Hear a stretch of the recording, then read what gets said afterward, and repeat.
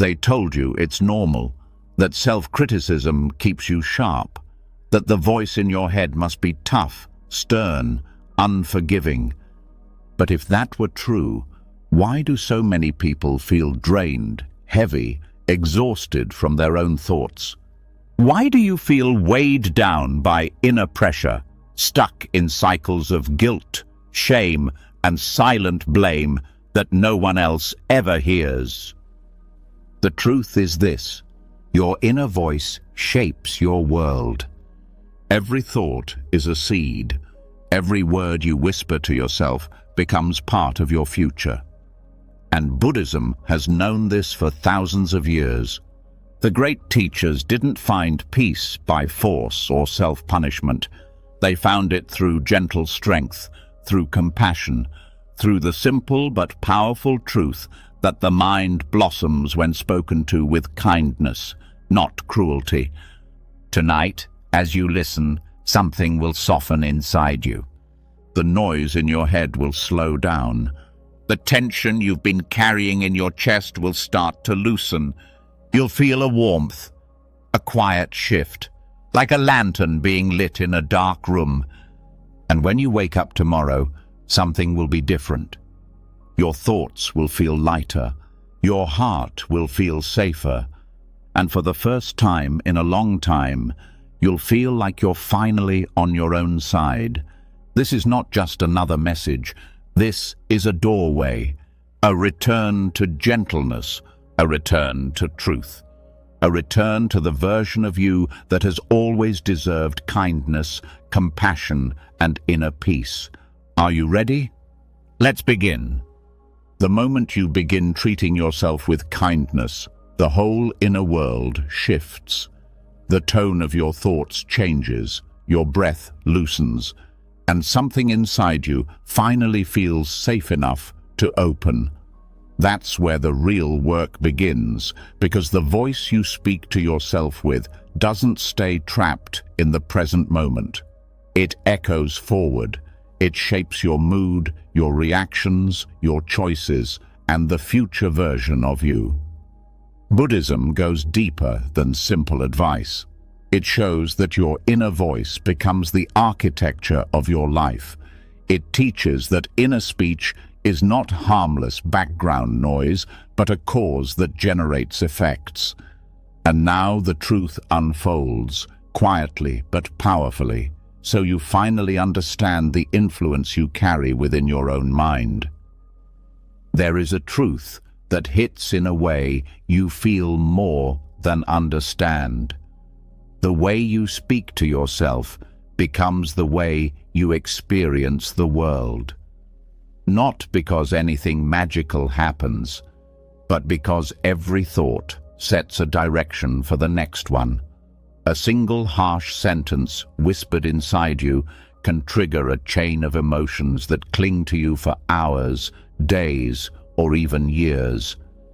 People think their mood drops randomly, but very often the shift started earlier with one small inner comment they didn't notice. Buddhism calls these impressions seeds, and seeds never stay seeds. They grow. A thought repeated becomes a habit repeated becomes a state carried long enough becomes the lens through which you live. This is why inner dialogue matters more than people think.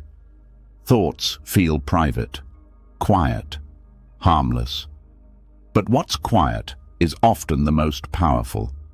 What happens inside becomes the blueprint for what you feel in your body, how you react under stress, how you treat the people around you, and whether you move through life with heaviness or calmness. Harsh self-talk creates a kind of weather inside you, a mood climate that lingers long after the thought ends. If you tell yourself you're not good enough, that one moment doesn't end when the sentence ends. It tightens your chest, it stiffens your breath, it pulls your shoulders inward. Your nervous system responds as if an enemy is nearby. Except the enemy is the voice inside you. This is the karma of inner dialogue. Harmful thoughts create harmful states. Kind thoughts create peaceful states.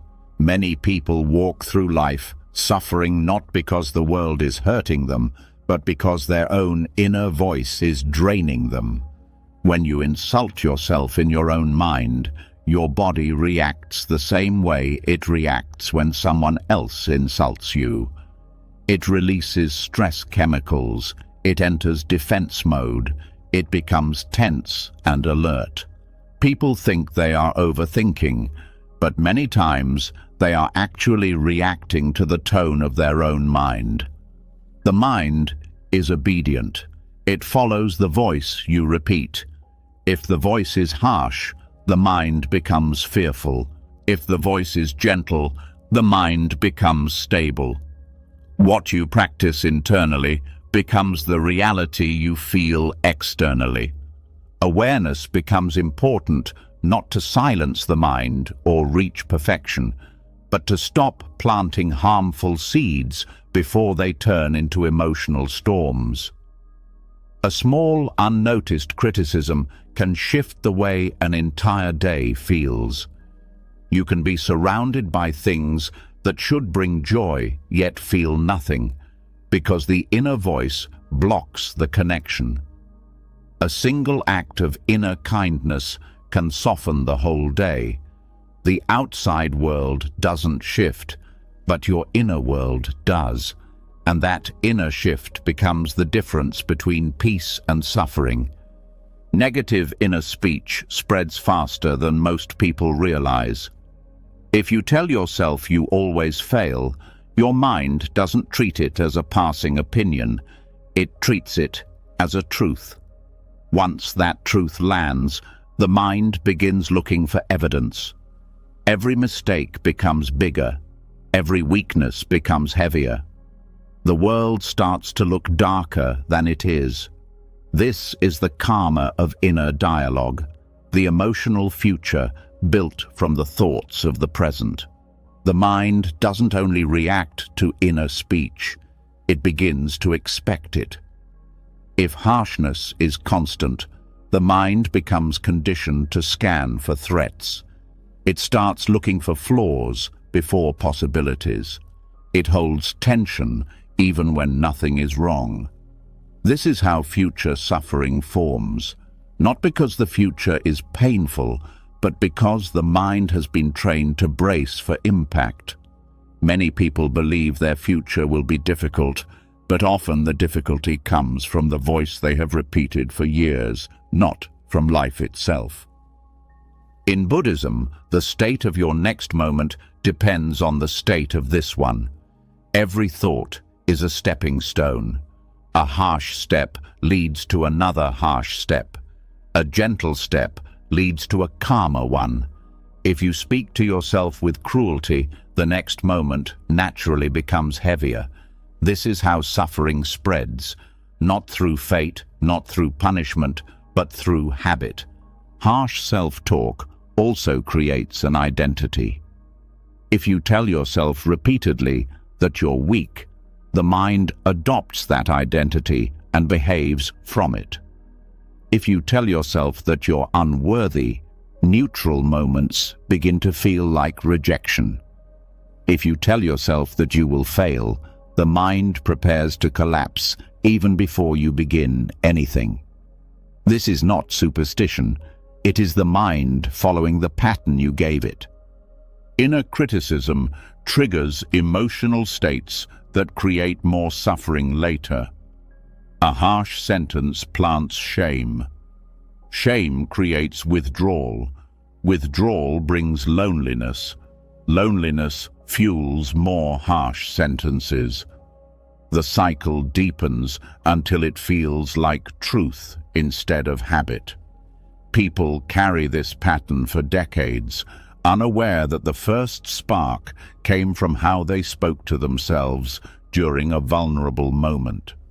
Buddhism teaches that no one can hurt you more than the mind when it turns against itself.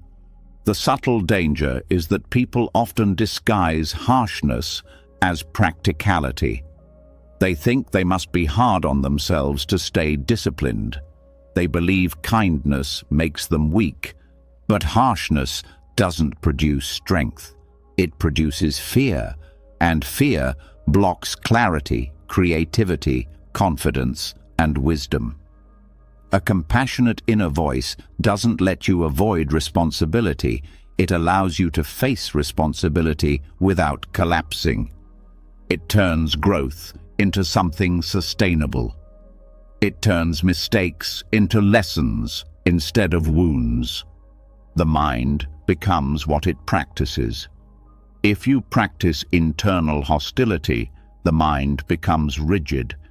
If you practice internal gentleness, the mind becomes open. An open mind handles stress better than a fearful one. This is why the karma of inner dialogue shapes not only how you feel in this moment, but how well you will handle challenges tomorrow. Your patience, your perspective, your resilience, your emotional steadiness, all of them begin with the tone you use on yourself. For many people, the inner critic isn't even their true voice. It is something they inherited: a parent's tone, a teacher's judgment, a past humiliation, a set of expectations they didn't choose. But when that voice repeats inside you, the mind treats it as your own identity. If you don't question it, it becomes the center of your self-perception. That perception shapes actions. Those actions shape consequences. And this is how karmic seeds become karmic patterns. The moment you soften your inner speech, the chain breaks. A different seed falls. A different future opens. A gentle thought creates safety. Safety creates clarity.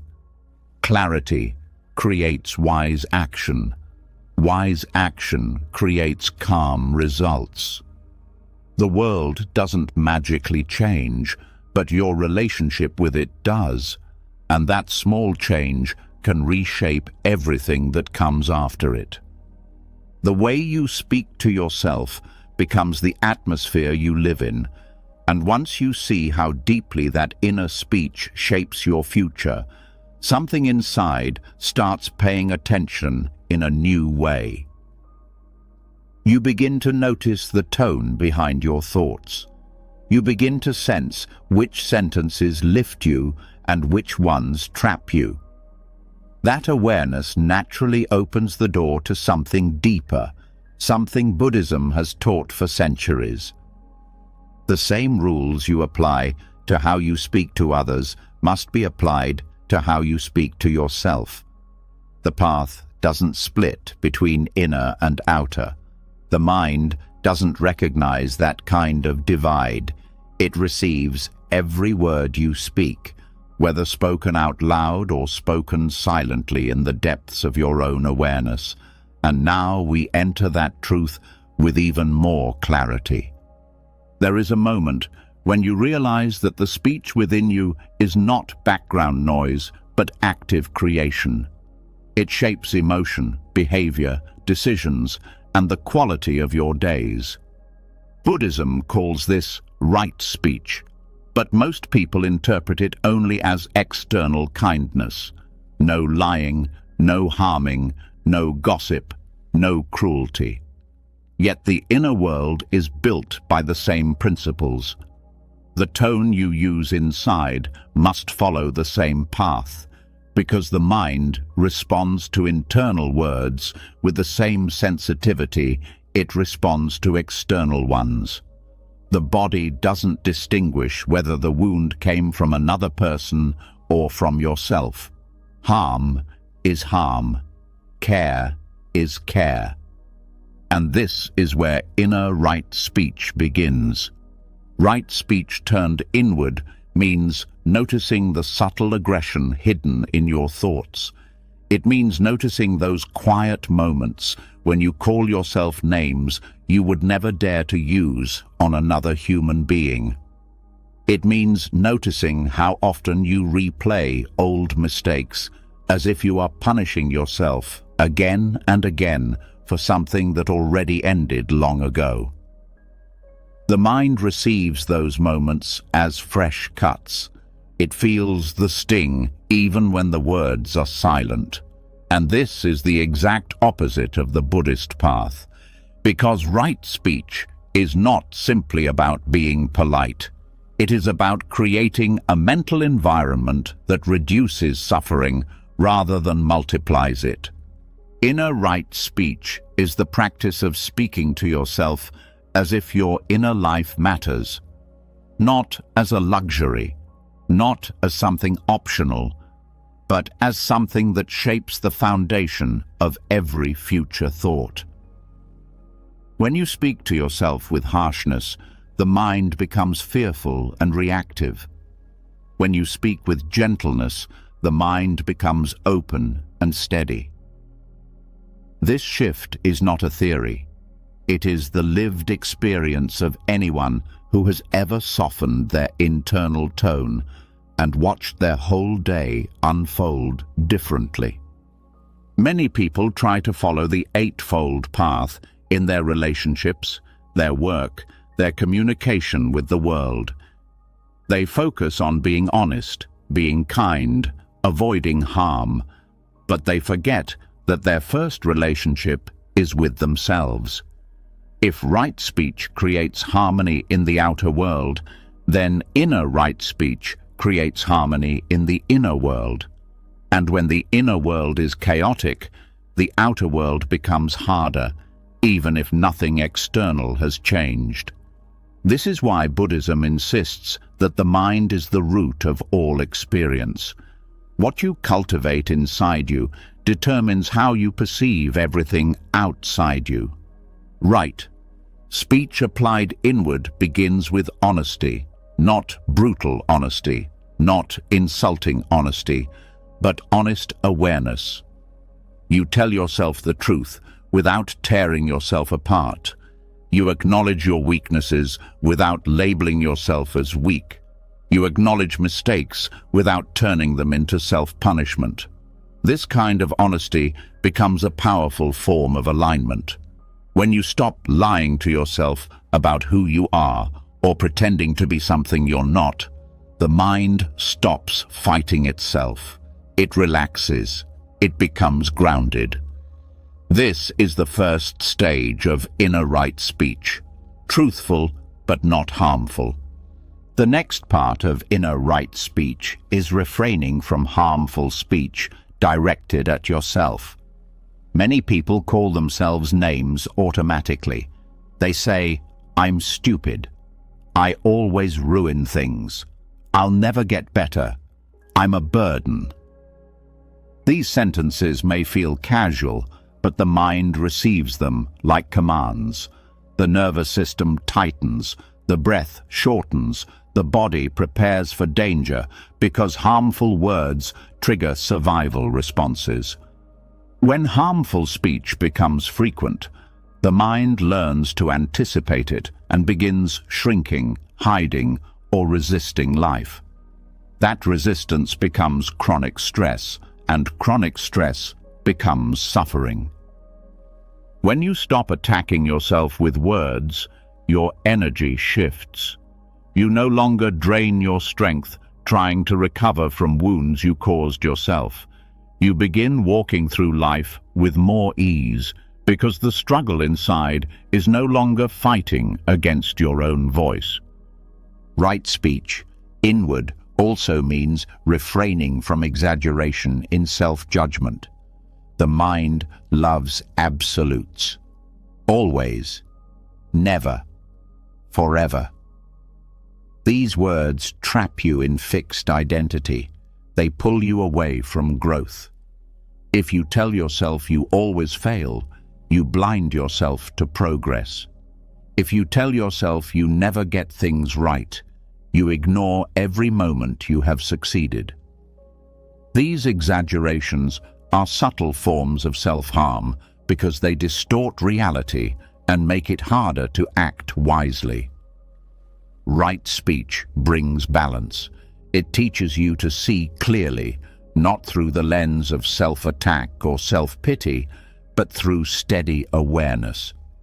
Another aspect of inward right speech is avoiding useless inner chatter.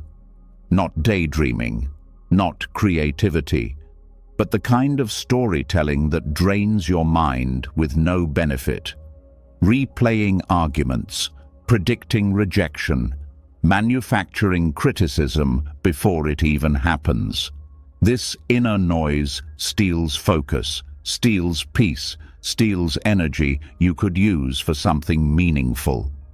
The mind gets stuck in loops, not because it wants to, but because it has been trained to rehearse harm. Right speech interrupts these loops by guiding the mind back to what is real, present, and workable. Right speech toward oneself also includes kindness. Kindness inside is not flattery. It is not pretending everything is fine. It is acknowledging the effort you make.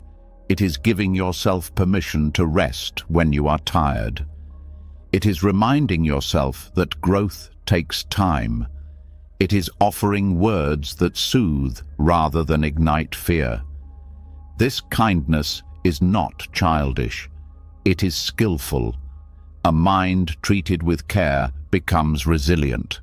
A mind treated with cruelty becomes fragile, and fragility makes life heavier than it needs to be. Compassion is also a form of inner right speech.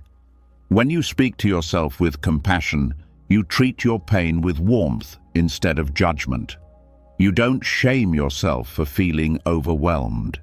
You don't punish yourself for not knowing everything. You don't attack yourself for needing support. Compassion inside softens the edges of suffering. It turns the mind into a place where healing can happen. Without compassion, the mind becomes a battlefield. With compassion, it becomes a refuge. Right speech turned inward also requires intention. Many people speak to themselves unconsciously. They repeat old scripts without noticing them. Inner right speech means speaking deliberately. It means directing your thoughts with awareness. It means choosing not to repeat inherited voices that never belonged to you. When you speak with intention, your inner life becomes grounded, purposeful, and peaceful. You begin to trust your own mind again. Inner right speech aligns your inner world with the Eightfold Path. It is a daily practice, not a one-time decision. It becomes part of the way you breathe, think, and react. Every time you catch a harmful thought, you practice. Every time you reframe a self-attack into a clear truth, you practice. Every time you show yourself understanding during a difficult moment, you practice. Gradually, the inner climate changes. The mind becomes quieter, softer, clearer. You begin to feel safe inside your own thoughts, and that safety becomes strength. When you practice right speech internally, the external world shifts because you meet it with a different state. You become less reactive because you no longer carry the burden of inner hostility. You become more patient because your self-talk is no longer filled with urgency and pressure. You become more confident because you are not tearing yourself down before you begin. You become more open-hearted because you no longer treat yourself as an enemy. This is the power of applying the Eightfold Path inwardly. Your relationship with everything changes because your relationship with yourself changes first. There is one more layer. Inner right speech affects the future. The words you speak inside today influence the conditions of tomorrow. If you speak with criticism, tomorrow's mind becomes heavier. If you speak with clarity, tomorrow's mind becomes steadier. If you speak with compassion, tomorrow's mind becomes kinder. Karma is not punishment. Karma is continuity. The inner voice you choose now becomes the emotional climate you wake up to later. This continuity is why inner right speech matters so deeply. It carries forward. It shapes your direction even when you are not aware of it. And so the practice grows. You begin noticing when your inner tone turns sharp. You begin stepping back from thoughts that harm you. You begin replacing cruelty with clarity, harshness with steadiness, judgment with compassion. This does not mean weakness. This does not mean denial. This means skillful speech. Speech that reduces suffering and opens space for growth. Speech that honors the truth without harming the heart. The inner version of the same commitment you offer the world. Right speech is not complete until it lives inside you. Your inner world is part of the path. Your inner words are part of the path. And when those words become aligned with kindness, clarity, honesty, and care, the whole mind shifts from a place of struggle to a place of balance. And from that balance, everything else becomes lighter. When you finally begin treating your inner voice as part of the path, something deeper begins to surface. You start noticing that beneath all the noise, beneath the habits and fears and old stories, there is a quieter layer that feels older than your struggles and wiser than your reactions. The moment you stop attacking yourself inwardly, that deeper layer has space to rise. And this leads directly into a truth many forget. The path does not lead you to your Buddha nature. Your path begins when you recognize it is already there. From this point on, the way you speak to yourself is no longer about fixing a broken self. It becomes about speaking to the part of you that has always been whole but rarely acknowledged. There is a shift that happens when you stop speaking to yourself as a damaged person trying to become better and begin speaking to yourself as someone who already holds the seed of awakening. You stop using language that reinforces helplessness and start using words that remind the mind of its own depth. You begin talking to yourself with the same respect you would offer to someone you deeply admire. This shift is powerful because the mind responds differently depending on the way you address it. When you speak from the assumption that you are fundamentally flawed, the mind contracts. When you speak from the assumption that you already contain wisdom, the mind opens. It starts behaving in alignment with the identity you give it. To speak to yourself as if you were already enlightened does not mean pretending to be perfect. It means speaking from the side of you that is capable of clarity, compassion, stillness, and understanding. Everyone has that side, even when it feels far away. When you speak to yourself from that level, you call it forward. You strengthen it. You deepen it through repetition. Buddhism teaches that what you feed grows. If you feed self-doubt with constant reminders of weakness, it expands. If you feed your inner Buddha with language rooted in dignity, patience, and kindness, that presence grows stronger. Treating yourself as if you were already enlightened changes the emotional environment inside you. Instead of scolding yourself for feeling anxious, the inner Buddha speaks with understanding.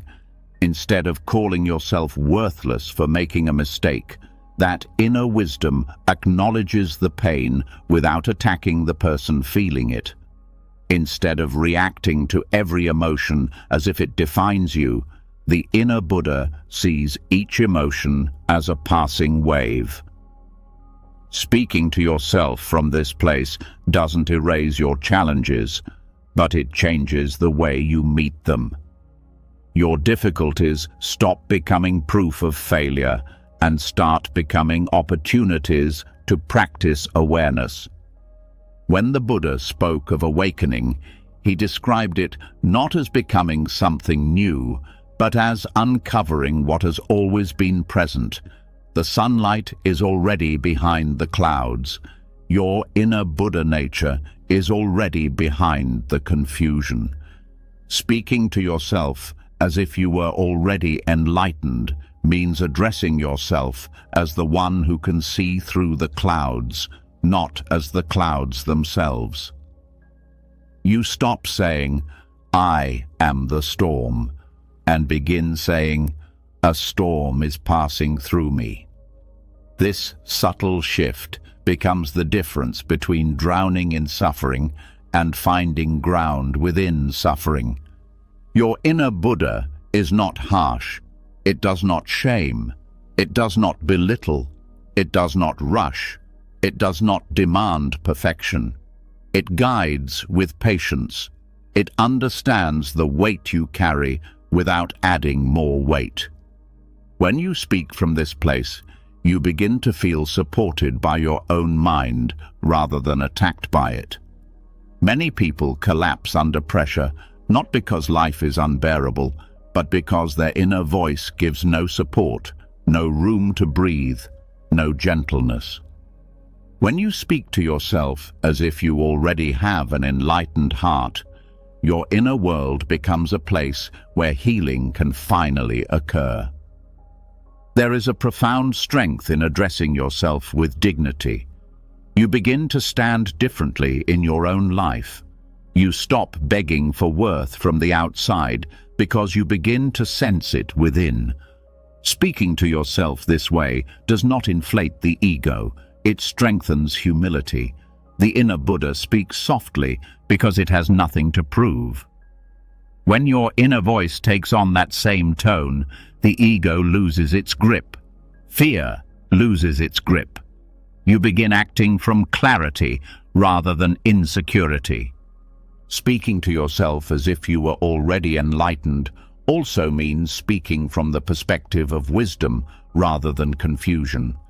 Instead of, "I can't handle this," the inner Buddha says, "This is difficult, but I can meet it step by step." Instead of, "I am broken," it says, "I am hurting and I deserve care."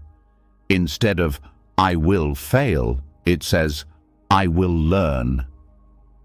These are not empty phrases. They guide the mind toward groundedness rather than panic. They direct attention toward possibilities rather than limitations. When you talk to yourself as if you were already awakened, you begin to see your emotions differently. You stop interpreting every feeling as a problem. Anger becomes a signal, not a flaw. Fear becomes a message, not a weakness. Sadness becomes a response, not a personal failure. Speaking to yourself this way turns suffering into information, and information can be understood, processed, and worked with. The inner Buddha does not fight emotions. It listens to them. It learns from them. It holds them without letting them control the whole mind. This kind of inner speech expands your capacity to stay present. When you speak to yourself with wisdom, you stop running from discomfort. You stop spiraling into fear. You stop feeding thoughts that harm you. Instead, you meet each moment with steadiness. The mind becomes less reactive because it feels held, and when the mind feels held, it can settle. This is the practical meaning of speaking to yourself as if enlightened. The mind finds a stable center even when the world is unstable. Over time, the inner Buddha voice becomes second nature. You begin catching harmful thoughts faster because they feel out of place. They no longer match the identity you speak from. When you speak to yourself like someone who is already rooted in clarity, the mind becomes less interested in the chaotic patterns it used to cling to. You begin choosing thoughts that preserve balance rather than destroy it. You begin moving through difficulties with a level of patience that surprises even you. This internal transformation reshapes the way you move in the world. You become less defensive because you are not constantly attacked by yourself. You become more patient with others because you are more patient with your own struggles. You become less judgmental because you stop judging yourself so harshly. When you treat yourself as if you are already enlightened, you naturally extend that treatment outward. Compassion flows more freely because compassion is now your inner language. And something unexpected happens. You begin trusting yourself. Trust grows when the inner voice stops turning against you. When the mind becomes a safe place, decisions become clearer. You stop doubting every step. You stop fearing every mistake. You begin understanding that you can handle life because the voice guiding you is no longer destructive. This trust is not ego. It is quiet stability. It is the confidence that grows when the inner Buddha becomes the one speaking. The more you practice speaking to yourself this way, the more you reshape your inner world. You begin replacing language that reinforces ignorance with language that awakens understanding. Instead of repeating old stories that limit you, you speak from the part of you that sees beyond them. You honor the wisdom that already exists within you, even if you are still learning how to access it. And learning becomes easier because the inner environment no longer resists growth. When you speak to yourself as if already enlightened, you begin to see your life through a larger lens. You stop shrinking yourself to past mistakes. You stop defining yourself by old circumstances. You stop confusing temporary states with your true nature. Speech becomes medicine. It becomes practice. It becomes the way you remind yourself of what is real instead of what fear tells you is real. When you begin speaking to yourself as if wisdom already lives inside you, something unexpected happens. Your inner world becomes quieter, but it also becomes clearer. You start noticing patterns you once overlooked. You start seeing how much unnecessary pain comes not from life itself, but from the way you react to life in your own mind. That realization naturally leads to one of the most powerful teachings in Buddhism, the truth of the second arrow. And once you see how often you hurt yourself with your own thoughts, you begin to understand why compassionate inner speech is not optional. It is the difference between a moment of difficulty and a spiral of suffering.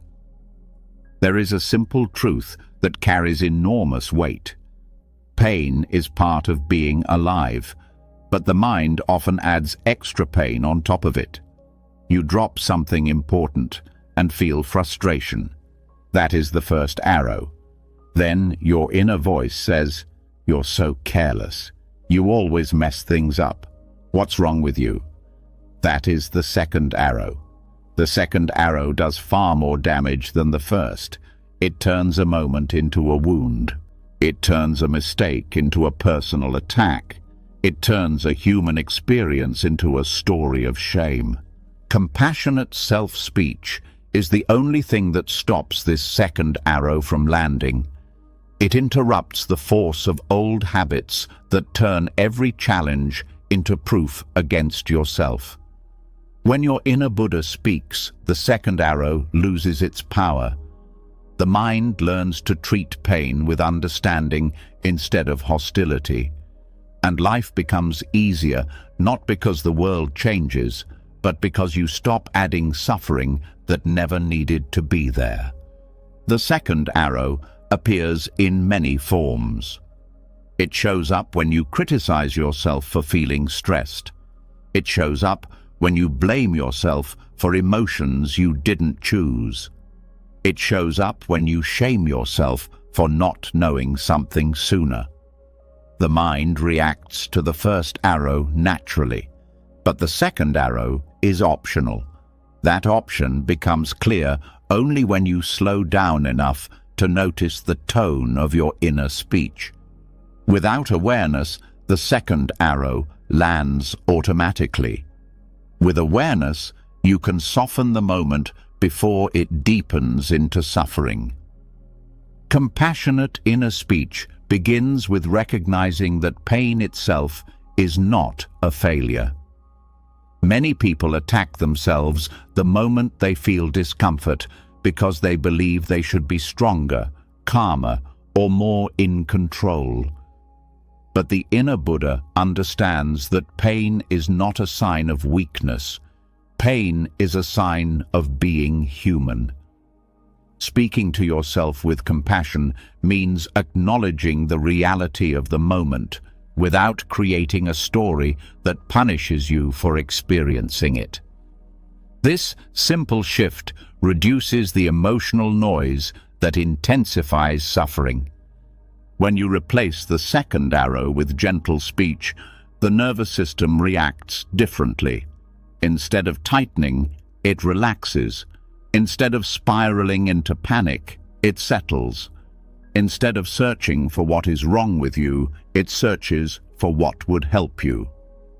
Compassionate self-talk guides the mind towards soothing instead of attacking, and when the mind feels soothed, suffering dissolves much faster than when the mind feels assaulted.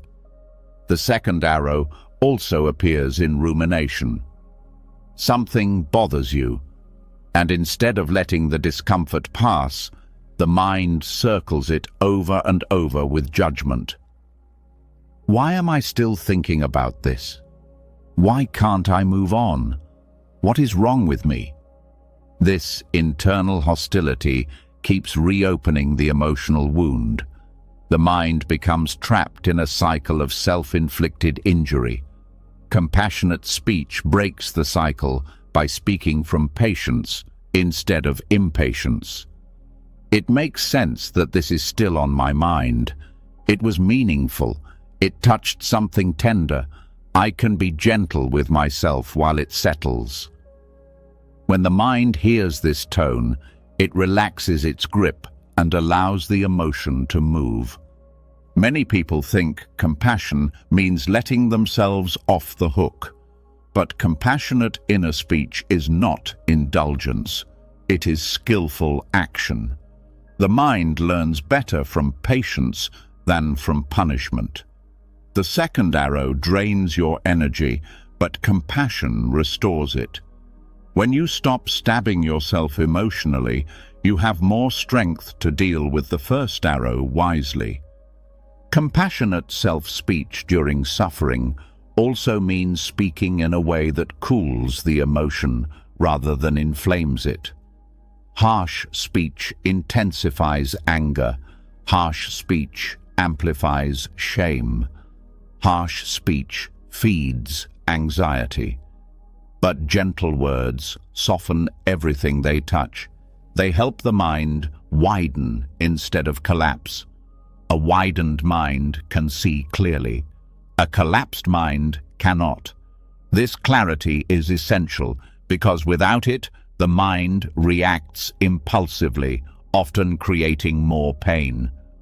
Another way the second arrow appears is through comparison. When you are going through something hard, the mind may say, "Other people handle this better. Other people don't break down. Other people are stronger." This comparison adds an unnecessary layer of pain on top of what you're already experiencing. Compassionate inner speech removes this arrow by reminding you that your experience is uniquely yours. It does not need to match anyone else's. Your suffering is not a flaw. It is a moment that deserves care. The second arrow also shows up in the form of self-blame. You feel sad, and your mind says, "This is your fault." You feel tired, and your mind says, "You shouldn't be tired." You feel afraid, and your mind says, "If you were better, you wouldn't feel this." These thoughts turn natural human emotions into personal failures. Compassionate speech transforms the inner atmosphere by saying, "This is hard, but it's okay to feel this way. I don't need to punish myself for having a difficult moment." This kind of speech does not ignore responsibility. It simply removes cruelty from responsibility. The inner Buddha sees suffering clearly, but responds to it gently. When you speak to yourself from this place, you stop escalating your pain. You stop turning discomfort into identity. You stop turning mistakes into character defects. You stop turning temporary challenges into permanent truths. Instead, you meet each moment with a voice that understands, supports, and guides. Compassionate self-speech also strengthens resilience. When the second arrow is removed, you recover faster from difficulties. Your mind stays clearer, your emotions remain more balanced, and your actions become more skillful. You stop wasting energy on internal battles and start using that energy to move through real problems with focus and calmness. This is the practical value of speaking to yourself with compassion. It is not sentimental, it is effective. Over time, compassionate speech creates a pattern. The mind learns that suffering is not a threat. Pain no longer triggers panic. Difficulty no longer triggers collapse. When you treat yourself with kindness during hard moments, the mind begins to trust itself. It begins to understand that no matter what happens, it will not be abandoned internally. That trust becomes one of the deepest forms of inner stability. Many people misunderstand compassion as weakness, but in Buddhism, compassion is a form of courage. It takes strength to stay soft in moments that could harden you. It takes awareness to pause before firing the second arrow. It takes wisdom to speak kindly to yourself when everything inside feels tight. Compassion is not a passive state. It is a conscious act of ending unnecessary suffering. Speaking gently to yourself during the second arrow also teaches you emotional literacy. You start learning the difference between pain that needs attention and suffering that needs release. You begin understanding what your emotions are trying to communicate instead of fighting them blindly. You start listening to yourself with the same respect you offer others. This listening itself is healing. It transforms the mind from a hostile environment into a supportive one. When you stop firing the second arrow, you create space for healing. Pain moves more freely. Emotion settles more naturally. Stress doesn't accumulate the same way. You start responding to life with clarity instead of fear. You stop avoiding challenges because you no longer fear your own reactions. You start trusting your ability to navigate difficulty because you are no longer battling yourself while doing so. When you stop adding the second arrow, the mind begins to breathe again. You feel more space inside, more room to move, more clarity to see what is actually happening instead of drowning in what your thoughts are adding. This is the moment when a new insight begins to appear. The voice inside your head is not a single voice. There are many tones, many layers, many echoes from different stages of your life. Some voices try to help. Some voices try to protect. Some voices attack. Some voices comfort. Realizing this opens the door to the next step on the path. Understanding that your inner world can become a sangha, a community of supportive voices instead of a battlefield of critical ones. There is something powerful about noticing you are not limited to one inner narrator. The harsh critic that used to dominate your thoughts is not the only voice available. It only became loud because it was repeated. But just as it was created, it can be replaced. The mind is not fixed. It is a community waiting for guidance. When you start choosing which voices to strengthen, your inner world transforms into something far more supportive and stable than you ever expected. A sangha, in Buddhist tradition, is a community that uplifts and protects its members through compassion, wisdom, and steady presence. Bringing this inside yourself means building inner voices that resemble wise monks instead of inner bullies. These inner figures offer guidance instead of judgment, comfort instead of punishment, and clarity instead of confusion. The mind becomes a place where you feel accompanied rather than attacked. The first part of building an inner sangha is recognizing the voices already living inside you. Some developed from childhood experiences, some formed through repeated habits, some reflect old fears, some carry past pain. You may hear the anxious voice that worries about everything, the exhausted voice that wants to withdraw, the ambitious voice that pushes too hard, the perfectionist voice that is never satisfied. Instead of fighting these voices, the Sangha approach lets you acknowledge them with compassion. They are not your enemy.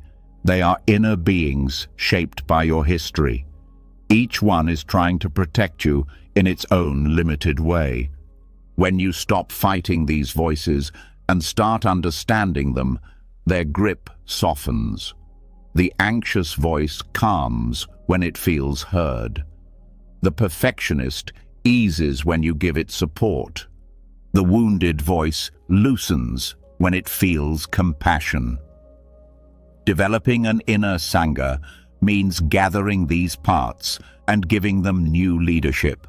A wise, steady, compassionate voice that guides the whole inner community with patience. This new guiding voice is not imaginary. It is the part of you that has always sought peace, the part that longs for clarity, the part that has survived every difficult moment. This voice becomes the anchor for the rest. When it speaks, the others respond differently. You begin hearing, "It's okay, you're doing your best," instead of, "You're failing again." You begin hearing, "Let's take this step by step," instead of, "You should have done better." You begin hearing, "You deserve rest," instead of, "You don't deserve anything until you fix everything." When this wise inner voice leads, the other voices start aligning with it. The anxious voice becomes more cautious than panicked. The perfectionist becomes more helpful than harmful. The wounded voice becomes more honest than reactive. You are not suppressing any voice. You are supporting them in a healthier way. This is the heart of creating a Sangha within. The whole inner system becomes cooperative instead of chaotic. Another part of this practice is inviting new voices into your inner world. These voices come from qualities you admire: patience, forgiveness, understanding, balance, courage. These qualities can be spoken into existence through practice. When you repeat compassionate sentences often enough, they develop into a recognizable internal presence. When you cultivate patience, a patient voice begins to form. When you practice self-forgiveness, a forgiving voice learns to speak. Over time, the mind becomes populated with wise reminders instead of constant criticism. Creating an inner Sangha also means learning to let supportive voices interrupt harmful ones. When the critic starts to attack, the compassionate voice steps in and says, "Hold on, this person is hurting. Let's speak gently." When the anxious voice spirals, the grounded voice says, "Let's breathe together." When the perfectionist panics, the wise voice says, "We don't need perfection, we need progress." These interruptions begin to rewire your emotional habits. The mind learns that fear does not get to dictate your identity. Shame does not get to lead your decisions. Anger does not get to define who you are. As you develop more supportive inner voices, the emotional weight inside you becomes easier to carry. Life's challenges feel less overwhelming because you are no longer facing them alone. Your mind becomes a team rather than a threat. Even during moments of stress, you hear a steady voice guiding you back to center. This inner support reduces the intensity of anxiety, smooths the edges of sadness, and keeps anger from turning inward. You begin trusting your mind because it speaks to you with respect. The Sangha within also mirrors the wisdom of external communities. Monastics support each other by reminding one another of teachings during difficult times. Your inner voices can do the same. When doubt arises, the wise voice reminds you of your strength. When shame appears, the compassionate voice recalls your worth. When confusion grows, the grounded voice brings clarity. This is not fantasy, it is mental training. The mind adapts to whatever voices you feed most often.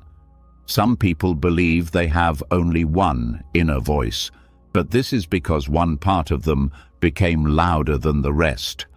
Developing a Sangha means giving space to the voices that never had a chance to grow. The voice that encourages you, the voice that sees your effort, the voice that comforts you when you feel alone, the voice that understands your pain without judging it. These voices exist within everyone, but they need attention to become strong. Over time, your inner Sangha begins influencing the way you live. You become more patient with others because you are more patient with yourself. You become more grounded because your inner guidance is stable. You become more compassionate because your inner world has become a place of compassion rather than hostility. This transformation changes your reactions, your choices, and your sense of self. Your inner Sangha also protects you from internalizing harmful voices from the outside world. When someone criticizes you unfairly, the wise voice inside says, "This is about them, not about your worth." When someone speaks without kindness, the compassionate voice says, "Their words do not define you." When someone dismisses your feelings, the supportive voice says, "Your emotions are valid." In this way, the Sangha within shields your heart from unnecessary suffering. A strong internal community also makes it easier to break harmful habits. The critic alone cannot change habits, it only punishes. The anxious voice cannot change habits, it only warns. But the wise inner voice can guide the whole system toward better choices. It can negotiate with fear calm the perfectionist, reassure the wounded part, and move the mind toward healthier actions. The Sangha approach is not about suppressing any inner voice. It is about giving them proper leadership. With practice, the supportive voices become louder and the harmful voices lose strength, not because they disappear, but because they are no longer fed with attention. The critic loses its dominance because the compassionate voice speaks more often. The fearful voice quiets because the grounded voice has become stronger. The wounded voice stops screaming because it finally feels understood. This internal harmony allows you to live more fully. You stop wasting energy fighting yourself. You begin focusing on what matters. Your inner world feels lighter, clearer, more stable. You begin trusting your journey because you are supported at every step from within. And this support becomes unconditional, not based on achievement, not based on perfection, not based on pleasing others, but simply based on recognizing your own humanity. When your inner world starts to feel more like a supportive community and less like a courtroom, something very subtle begins to stand out. You notice that even on days when you're kinder to yourself, there are still small, sharp edges in your thinking, quick jabs, little sighs of contempt, tiny sentences that seem harmless on the surface but leave a sting behind. They slip through because they don't sound as loud as open self-hatred, yet they still hurt. They still shape how safe you feel inside your own mind. This is where the next layer of the path unfolds, learning the art of non-violent thought. There is a kind of pain so quiet you almost miss it. A quiet flinch in your chest after you mutter, "Of course you did that," in a bitter tone to yourself. A tiny drop in your stomach when your mind whispers, "Typical you," after a small mistake. These thoughts don't scream, they don't shout, but they erode. They wear you down slowly, like water on stone. By the end of the day, you feel heavy, small, tired, and you're not even sure why. You just feel off. This is the cost of subtle aggression toward yourself. Non-violent thought is not just the absence of loud self-hate. It is the absence of quiet cruelty. It is the choice to no longer tolerate small inner attacks that you've been calling normal your whole life. In Buddhist practice, non-harming is one of the deepest commitments. Most people think of it only in terms of actions, not hurting others, not killing, not abusing. But the mind can harm without moving a muscle. A single contemptuous thought toward yourself leaves a mark on your nervous system. Your body hears it. Your breath hears it. Your heart hears it. Non-violent thought is about ending that internal harm. Subtle aggression in thought often hides behind jokes you make about yourself. You say, "Well, I'm an idiot," and laugh. But part of you doesn't laugh. Part of you listens and shrinks just a little. Or you roll your eyes internally. "You're so dramatic. Get over it." You snap at your own pain as if it was something disgusting. These are micro-attacks, and they add up. One by one, they train your system to believe it doesn't deserve tenderness. Another form of micro-violence is the constant use of should as a weapon. You should be over this by now. You should not feel this way. You should have known better. The word itself may sound neutral, but the emotional tone behind it is often harsh. It carries disappointment and scorn. It treats your current state as unacceptable and intolerable. Under that pressure, your body tightens, your thoughts race, and your feelings start to hide. You're no longer just dealing with what you feel, you're fighting against your right to feel it. There is also the aggression of erasure. You feel sad and immediately say, "It's not a big deal," even though a part of you knows it is. You feel anxious and tell yourself, "Stop being so sensitive," instead of asking why the fear is there. You downplay your own experiences, dismiss your needs, and treat your wounds as an inconvenience. On the surface, this looks calm, but beneath that calm is a quiet act of violence. You deny your own reality. That denial does not make the feelings vanish. It pushes them deeper, where they turn into tension, numbness, or silent despair. Another subtle attack is suspicion toward yourself, that inner voice that constantly questions your motives in the worst possible light. You do something kind, and a thought says, "You're just doing this to look good." You rest when you're tired, and a thought says, "You're just lazy." You speak up for yourself, and a thought says, "You're overreacting." This inner suspicion creates an atmosphere where you can never win. No matter what you do, you are guilty. That is mental violence. It imprisons you in permanent self-doubt. Non-violent thought does not mean you never evaluate your actions. It means you stop stabbing your own heart while you do it. You can acknowledge mistakes without calling yourself names. You can reflect on choices without stripping yourself of dignity. You can ask, "What can I learn from this?" instead of, "What is wrong with me?" The first question opens a path forward. The second one slams the door. There is also the aggression of constant inner urgency. The thought that hisses, "Hurry up, fix this now. You're behind, you're late, you don't have time to feel this." This internal pushing is often praised as ambition or discipline, but when it's rooted in fear and self-contempt, it becomes harmful.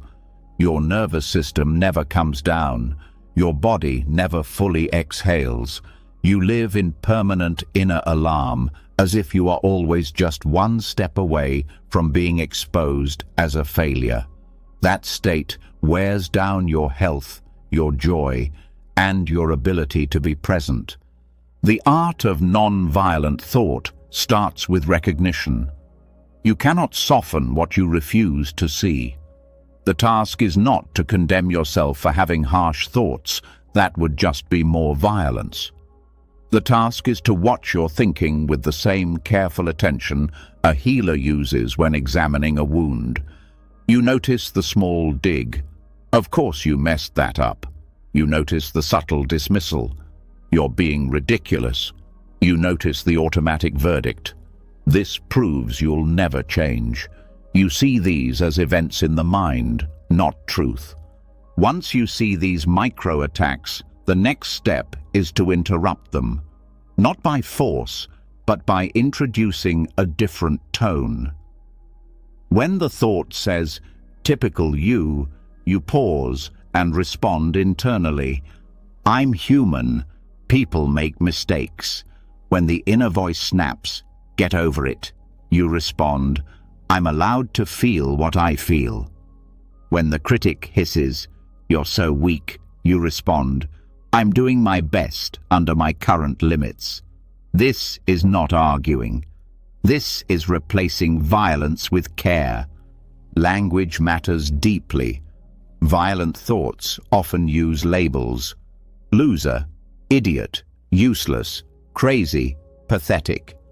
Non-violent thought prefers descriptions over labels. Instead of "I'm pathetic," you might say, "I feel very small right now." Instead of "I'm a disaster," you might say, "I am overwhelmed." Descriptive language tells the truth about your state, without attacking your identity. It lets the mind see experiences as temporary, not permanent condemnations. Tone matters as much as words. You can say the same sentence with two very different inner tones. "You're tired" can be said as a complaint or as concern. A complaint says, "You're tired, and that's a problem." Concern says, "You're tired, and you deserve care." In the art of non-violent thought, you are training not just the content of your thoughts, but the emotional flavor behind them. You are teaching your mind to approach you the way a kind teacher would approach a struggling student. Non-violent thought is closely connected to the body. Subtle aggression tightens your muscles, locks your jaw, hardens your face. Gentler inner speech softens these areas naturally. One powerful practice is to check your body each time you notice a sharp thought. Does your chest clench? Does your stomach sink? Do your shoulders tense? These physical signals show you how much impact a single thought has. Then you pair a softer thought with a conscious softening of the body, loosening the jaw, dropping the shoulders, lengthening the exhale. The mind learns that gentle thinking and physical ease go together. Another important aspect of non-violent thought is acknowledging the purpose behind your old mental habits. Many harsh inner patterns started as attempts to protect you. The inner critic thought it could keep you safe by shaming you before someone else did. The harsh taskmaster thought it could prevent failure by never letting you rest. The dismissive voice thought it could help you survive by numbing you to pain. When you see this, you stop treating your harsh thoughts as monsters and start seeing them as clumsy protectors. Then you can thank them for what they tried to do and gently retire them from their role. You might say inside, "I know you're trying to protect me by pushing me so hard, but you're hurting me now. I'm choosing a different way." Or, "You're trying to keep me from being hurt again by criticizing me first, but I don't need that anymore. I need support." This kind of dialogue transforms the relationship you have with your own mind. You are not at war with your thoughts. You are educating them. Non-violent thought also involves setting limits with inner aggression. Just as you would walk away from someone who constantly insults you, you can step back from thoughts that do the same. When a deeply cruel thought arises, you can mentally say, "No, I'm not giving energy to that." Then shift your attention to something neutral. Your breath, the feeling of your feet on the ground, the sounds around you. This is not denial. You are not pretending the thought never arose. You are choosing not to feed it. You are refusing to let it define your reality. An important part of this art is patience. Violent thinking patterns are often old and repetitive. They will not vanish in a day. Some thoughts will keep returning, like stubborn guests. Non-violent thought means you respond to their return without violence toward yourself for still having them. Each time they appear, you offer a different response. Each time, you speak 1 degree softer. Over time, the emotional charge decreases. The sharpened edges get duller. The mind slowly learns that it doesn't need to attack you in order to function. Non-violent thought affects the way you relate to your own history. Instead of replaying past events with self-disgust, you look back with understanding. You see younger versions of yourself acting with the limited tools they had at that time. You stop narrating your story as, "I ruined everything," and start seeing it as, "I was hurting and didn't know another way." This gentler narrative does not excuse harm, but it removes inner brutality. It opens the door to true repentance and change rather than endless self-torment.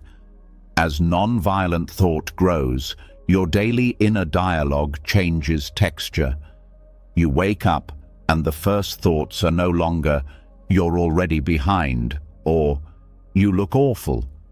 Instead, they become, "You're here, you get another day, take it slowly." During tasks, instead of constant self-commentary full of criticism, you hear neutral or encouraging lines. One thing at a time. This is hard, but you're doing it. Before sleep, instead of replaying every flaw, the mind begins to say, "You made it through another day. Rest now." These shifts sound small, but they change the emotional ground you walk on. A mind that has learned non-violent thought becomes safer to live in. You no longer dread being alone with your thoughts because your thoughts no longer attack you. Silence becomes less frightening. Reflection becomes less painful. You can sit with yourself without wanting to run away. That inner safety is one of the most healing experiences you can give yourself. And from that safety, growth becomes real. You are free to explore, to learn, to change, without fear that every misstep will be used as ammunition against you. You become more honest with yourself, because honesty is no longer punished. You become more open to feedback, because it isn't layered on top of ongoing inner abuse. You become more resilient, because your mind no longer turns every challenge into a weapon. This is the art of non-violent thought, ending quiet harm, honoring your own inner experience, and training your mind to talk to you the way a wise, gentle companion would. It is a daily practice, a sentence at a time, a tone at a time. But each small shift creates a new kind of life inside you, one where your own mind is no longer a place of danger, but a place of refuge. When the mind learns the art of non-violent thought, something deeper starts to shake loose beneath the surface. Those tiny inner attacks you used to overlook were never random. They were echoes, leftovers, old emotional scripts that began long before you knew how to recognize them. Once you stop harming yourself with subtle thoughts, you begin to hear the older voices inside you, the ones you absorbed in childhood without choosing them. This is where the next step on the path opens. Mindful reparenting, the practice of speaking to yourself in a way you never received, rewriting the emotional patterns that shaped your early life. There is a quiet truth that can hit with surprising force. Much of the pain you feel toward yourself was taught to you. Not always through words, sometimes through tone, absence, tension, or silence. Maybe you learned early on that your feelings were too much. Maybe you learned that you had to earn love. Maybe you learned that mistakes made you unworthy. These lessons settled into your body and became automatic responses. They became the voice you think is your own. But the moment you recognize they were learned, you realize they can also be unlearned. Mindful reparenting begins with the awareness that the inner critic, the anxious voice, the fearful part, the ashamed part, none of them came from nowhere. They were formed in environments where you had no choice but to adapt. You shaped yourself around the emotional landscape of the people who raised you. You absorbed their tone, their fears, their expectations, their wounds. You carried them forward because children do not analyze their environment, they survive it. And now, as an adult, your self-talk still echoes those early patterns unless you consciously rewrite them. Reparenting is not about blaming the past. It is about understanding the roots of your current reactions so you can stop punishing yourself for patterns you inherited. When a harsh thought appears, instead of treating it as truth, you begin treating it as a message from a younger part of you asking for help. That shift alone can change the way you respond internally. You stop attacking yourself for struggling and start asking what the struggling part needs. A core part of reparenting is giving yourself the tone you never had. If your early environment was tense, you learn to speak to yourself with steadiness. If it was dismissive, you learn to speak with understanding. If it was controlling, you learn to speak with freedom. If it was unpredictable, you learn to speak with consistency. Each time you choose a different tone, you rewrite an emotional script that once felt permanent. Many childhood wounds come from not being seen or understood. Reparenting begins with recognizing your own feelings instead of ignoring or belittling them. When a wave of sadness rises, the old script might say, "Stop being dramatic." Reparenting replaces this with, "You're hurting, I'm here." That simple sentence, said internally, begins to reshape the nervous system. It creates safety where there used to be fear. It gives the younger parts of you the response they should have received long ago. Another wound many people carry is the belief that their needs are inconvenient. As a child, this belief teaches you to shrink yourself. As an adult, it shows up in self-talk like, "Don't bother anyone," or "Handle it alone," or "You're too needy." Mindful reparenting challenges those patterns by validating your needs instead of shaming them. When a need arises, you tell yourself, "Your needs matter.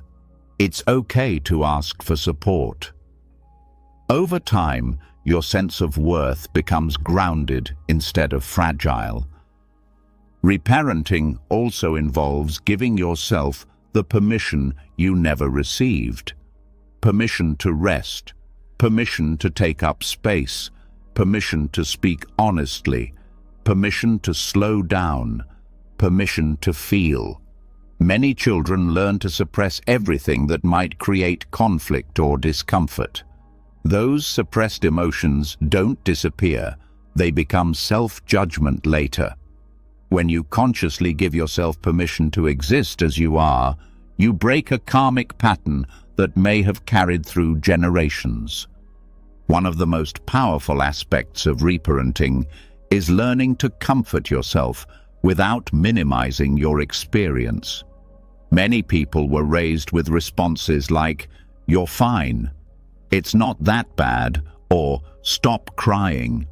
These phrases teach a child to distrust their own emotional reality. As an adult, you may repeat those same sentences to yourself, thinking they help, but they only deepen the wound. Reparenting means offering comfort that acknowledges your pain instead of erasing it. "This hurts. It's okay that it hurts. I'm not leaving myself alone with this." These words send a completely different signal to your mind and body. Another part of reparenting is consistency. If your early life was unpredictable, emotionally or physically, you may now carry anxiety that flares even when nothing is wrong. Your inner system learned to expect sudden shifts. Mindful reparenting means becoming the stable presence you never had. You show up for yourself every day with some form of steady inner speech, reassurance, grounding, kindness. Consistency is one of the strongest forms of love the mind can receive because it counteracts the chaos of the past. Reparenting also involves boundaries with your inner critic. Many people were raised in environments where criticism was constant, unpredictable, or weaponized. As adults, they internalize that critic and use it on themselves. Reparenting means learning to say no more to that voice. You don't argue with it, you set limits. When it starts to attack, you say internally, I don't speak to myself this way anymore. This boundary may feel strange at first, but over time it becomes a powerful act of protection toward yourself. There is also the emotional repair of learning to speak to yourself with encouragement instead of pressure. Children who grew up with unrealistic expectations often develop self-talk that only values achievement. Anything less triggers shame. Reparenting shifts the focus from performance to presence. Instead of, you have to do this perfectly, the inner voice learns to say, you're trying. That matters. That shift can break decades of internalized pressure. Another essential layer of reparenting is giving yourself the warmth you missed. Not everyone grew up with affection. Not everyone heard gentle tones. Not everyone felt welcomed. When you begin offering yourself warmth through your inner speech, simple phrases like, I care about you, I'm here for you. You don't have to handle this alone. Your mind and body begin healing in places that logic alone could never reach. Warmth communicates safety. Safety allows growth. Reparenting also requires updating the emotional rules you learned as a child. Maybe you learned that expressing feelings brings punishment, or that speaking up brings conflict, or that showing vulnerability results in rejection. These rules may still guide your behavior unconsciously. Through reparenting, you rewrite these rules with more accurate ones. My feelings are allowed. My needs matter. Vulnerability does not make me unsafe. I deserve to be heard. These new rules reshape your emotional reactions and your sense of identity. Many people also carry the karmic pattern of self-blame from childhood.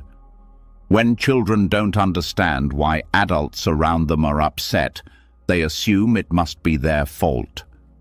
This belief becomes automatic and continues into adulthood. Reparenting challenges this pattern by teaching you to separate your worth from other people's behavior. When guilt rises without cause, the reparenting voice says, "This is not your fault. You are not responsible for other people's emotions." With repetition, this releases you from carrying pain that never belonged to you.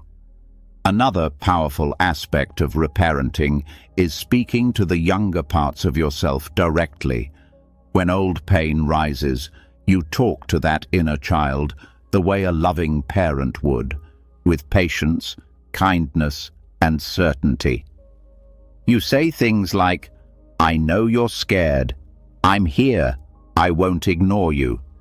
This is not imagination. It is emotional integration. It is how fragmented parts of you learn that the present is safer than the past. Reparenting also involves giving yourself the guidance you didn't receive. Many people grew up without emotional coaching. No one taught them how to name feelings, how to calm themselves, or how to navigate conflict. Reparenting fills this gap. When you feel overwhelmed, the inner parent says, "Let's take one step at a time." When you feel confused, it says, "Let's slow down and figure this out." When you feel lost, it says, "We will find a way." These phrases create internal direction and stability. An essential part of reparenting is developing a compassionate narrative around your younger self. Instead of looking back at your childhood with judgment, "I should have known better," you begin seeing your younger self through the lens of tenderness.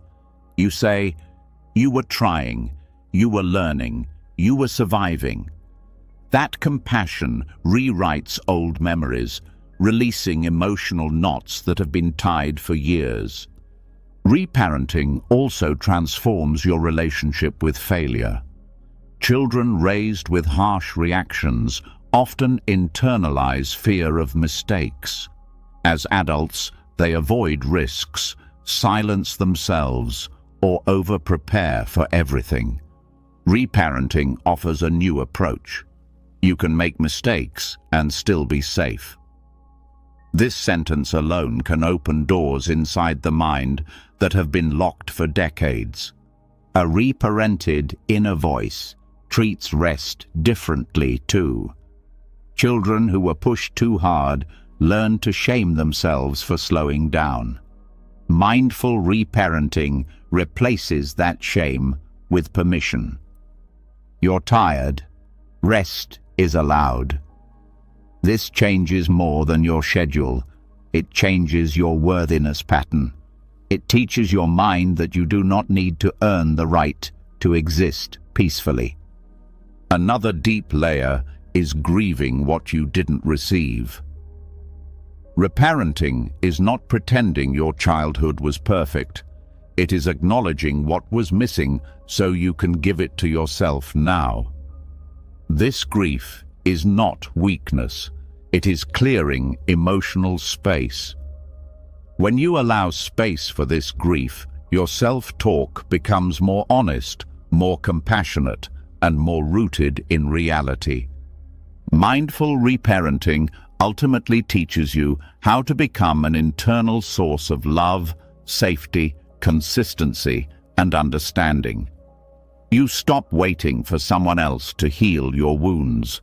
You stop repeating the patterns that hurt you.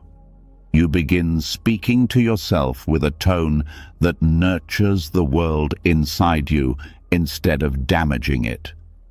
When you begin offering yourself the kind of steady, nourishing inner presence you never had as a child, something delicate starts to shift. The younger parts of you soften. The fear loosens its grip. The old wounds stop screaming as loudly. But when this healing begins, another presence often rises, the harsh narrator. The voice that believes toughness is the only way to stay in control. The voice that thinks kindness is weakness. The voice that has been running the show for years through criticism, pressure, and fear. When you start reparenting yourself, this voice feels threatened. It pushes harder. It speaks louder. And this is the moment when one of the most powerful Buddhist practices becomes essential. Inner metta, loving kindness directed toward yourself as medicine for the mind's harshest voice. There is a specific kind of pain that comes from the ego's narrator. It's the pain of hearing, "You're not enough. You should do better. No one else struggles like this. You're falling behind. You don't deserve rest. You are too much. You are not lovable." These lines feel authoritative because you've heard them inside for so long. They carry the tone of certainty. They try to convince you that they are telling the truth. But they are not truth. They are habit. Inner metta is the antidote to that habit. It does not fight the critic. It does not argue with it. It does not try to prove it wrong.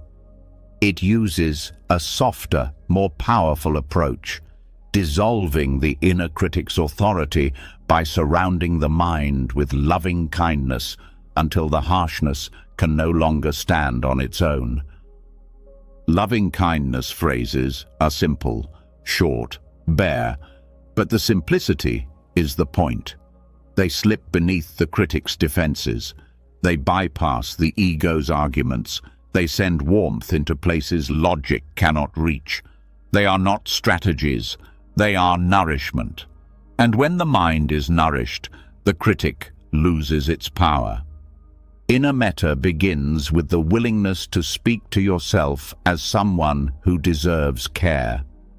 That alone can feel unsettling if you are used to motivating yourself through pressure. But metta works slowly, gently, consistently. Its strength comes not from force, but from repetition. Each phrase is like a drop of warmth falling onto a cold surface. One drop does little, but thousands reshape the entire landscape. One of the core reasons metta dismantles the critic is because the critic feeds on tension. It grows stronger when you are stressed, tired, ashamed, or overwhelmed. Metta softens those states. A softened mind is harder to hurt. When you say inwardly, "May I be safe," something inside relaxes. When you say, "May I be kind to myself," the chest loosens. When you say, "May I accept myself as I am," the breath deepens. These internal shifts weaken the critic's foundation. Loving kindness phrases also introduce a new emotional tone. The critic operates through harshness. Metta operates through tenderness. When you repeat these phrases, you start building a new emotional atmosphere. At first, it feels foreign. Your critic says, "This is silly." But over time, the tone becomes familiar. Eventually, it becomes the default. The critic loses dominance because the mind prefers warmth. Metta also challenges the critic by offering unconditional goodwill. The critic only speaks in conditions. You're worthy if, you're safe when, you're lovable after. Metta ignores all conditions. It speaks as if worthiness is already present, as if safety is already deserved. This unconditional quality confuses the critic. It cannot negotiate with unconditional love. It cannot argue with kindness that expects nothing in return. Another way metta weakens the critic is by creating a new voice in your inner world, not a voice of logic, but a voice of empathy. This new voice becomes steady through repetition. The critic may shout, but love speaks consistently, and consistency is stronger than volume. The more often you repeat metta phrases, the more rooted this new voice becomes. Eventually, the critic becomes background noise instead of the main narrator. Metta phrases also reshape how the mind interprets experience. The critic sees mistakes as evidence of failure. Metta sees mistakes as part of being human. The critic sees vulnerability as danger. Metta sees vulnerability as tenderness. The critic sees emotions as problems. Metta sees emotions as waves passing through. These interpretations become emotional habits. When metta is practiced regularly, the mind naturally leans toward gentler interpretations. This reconditioning makes it harder for the critic to manipulate your emotions. Metta also helps dissolve the internalized voices of the past. Many harsh inner lines were absorbed from caregivers who did not know how to speak with compassion. Metta disrupts this inheritance. When you say, "May I be protected," you are giving yourself what you once lacked. When you say, "May I be patient with my own tenderness," you erase decades of emotional dismissal. When you say, May I care for my own suffering, you step out of old karmic patterns and into conscious choice. Loving kindness also addresses the root of the critic, fear. The critic attacks because it believes punishment prevents failure. It believes harshness will keep you in line. It believes pressure is the only safe path. Metta speaks directly to that fear. When you say, "May I feel supported," the body calms. When you say, "May I be gentle with myself," the inner tension softens. The critic loses its fuel. Fear dissolves not through force, but through warmth. Metta gives you the courage to step away from fear-based self-talk. Metta also creates space in the mind. The critic compresses everything. It closes, it tightens, it collapses. Loving kindness opens, it widens, it breathes. This space is essential.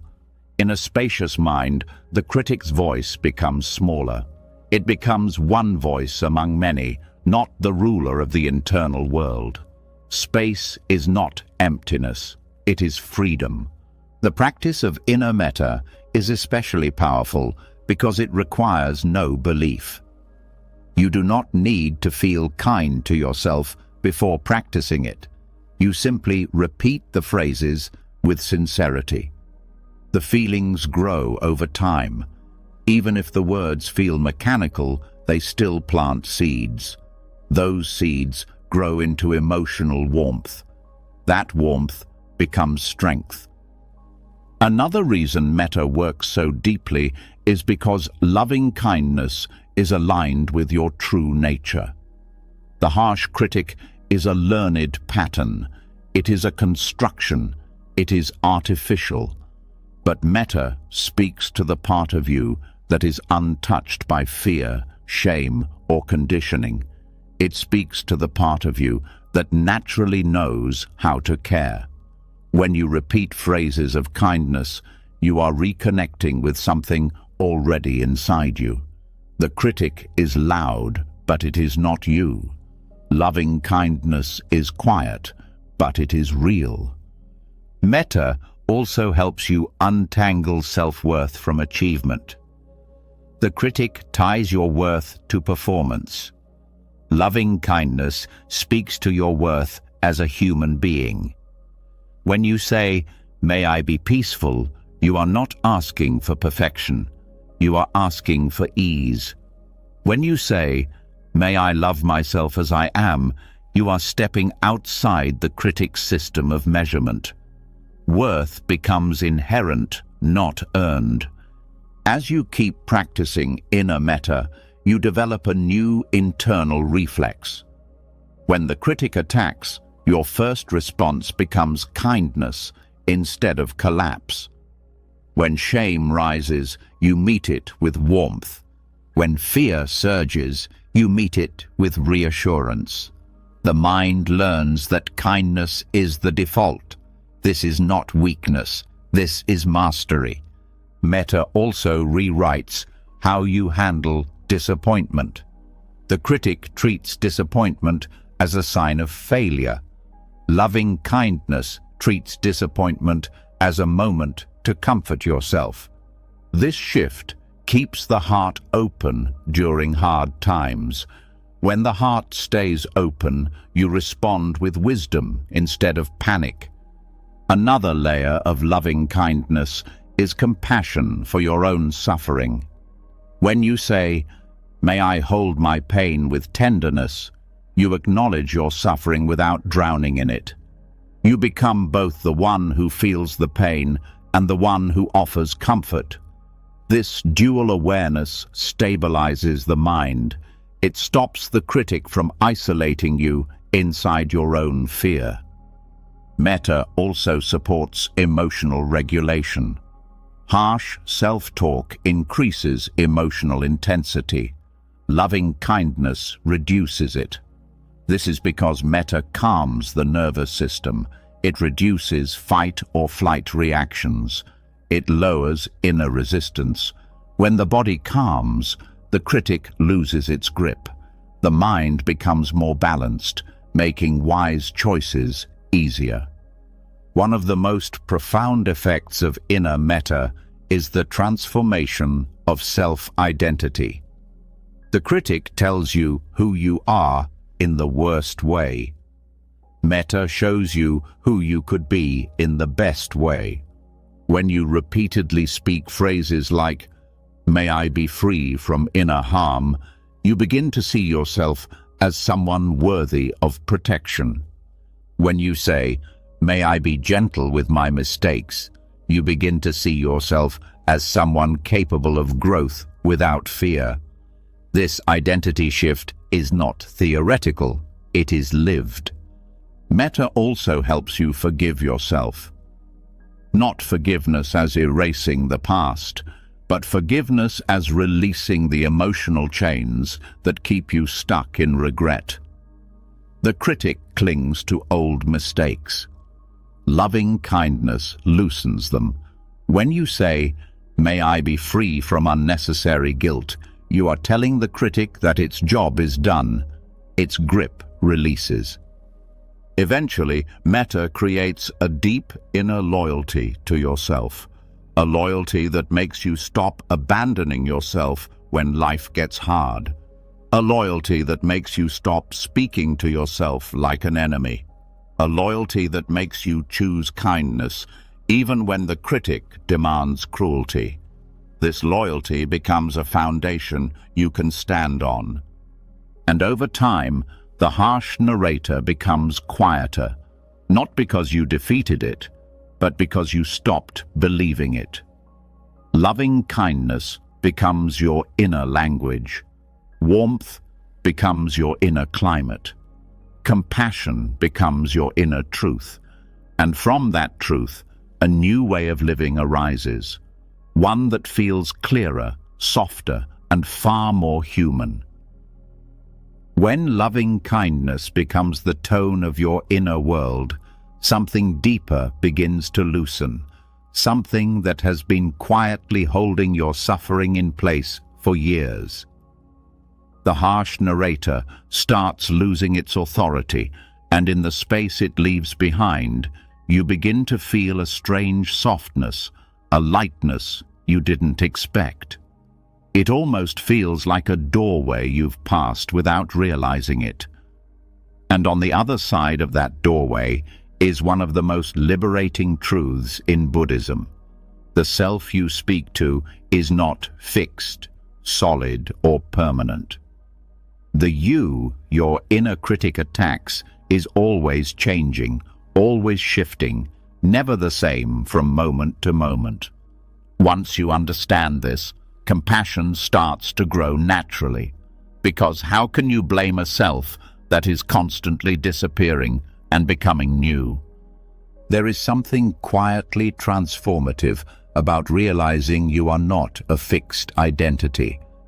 Most people speak to themselves as if they are carved in stone. "I always do this.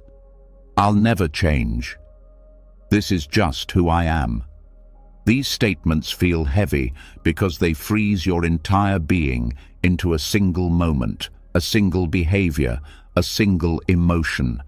But anatta, the Buddhist teaching of no fixed self, reveals something very different. It shows that the you who felt ashamed yesterday is not the same you reading this right now. The you who made a mistake last year does not exist anymore. The mind, the body, the emotions, the beliefs, all of them shift constantly. Nothing stays the same long enough to deserve permanent blame. Speaking to yourself from this understanding changes everything. Instead of telling yourself, "I am bad," you see that a moment of confusion happened. Instead of saying, "I am weak," you see that a moment of fear arose. Instead of saying, "I am broken," you see that pain passed through your experience.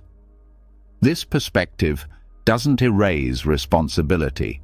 It releases the unnecessary weight of self-condemnation.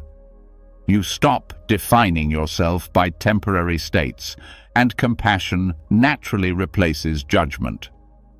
When you realize there is no solid self to attack, the inner critic loses its main target. Harsh thoughts feel less convincing because they rely on the belief that you are one single unchanging being. Without that belief, the critic's voice collapses. The statements, "you always fail" or "you never improve," sound false because they depend on a fixed identity. Anatta exposes these thoughts as illusions. Once the illusion breaks, the blame loses its foundation. This understanding also helps you step out of old emotional patterns. When anger rises, you no longer think, "I'm an angry person." You think, "Anger is here." When fear appears, you no longer think, "I'm a coward." You think, "Fear is passing through." This shift removes shame from your emotions. It lets you experience them without turning them into self-attacks. The moment you stop identifying with your emotions, compassion appears naturally. You stop punishing yourself for feeling human. Seeing the self as impermanent also softens regret. Regret thrives on the belief that a past version of you should have known better. But that past version had different knowledge, different wounds, different tools. They could not act with the wisdom you have now. When you say, "I should have done better," you're judging a version of yourself that no longer exists with the awareness you gained later. This is unfair to your own journey. The moment you understand this, regret loosens and compassion flows in its place. Another layer of this teaching affects how you talk to yourself after mistakes. When you believe you are fixed, mistakes feel like proof of who you are. But when you understand impermanence, mistakes become moments of learning. You stop saying, "I ruined everything," and start saying, "Something didn't work, I can adjust." You stop attacking yourself for not being perfect and start supporting yourself through growth. This shift transforms your entire relationship with failure. You stop fearing it because it no longer threatens your identity. Understanding impermanence also changes how you relate to shame. Shame attaches itself to a belief in a constant self. I am shameful.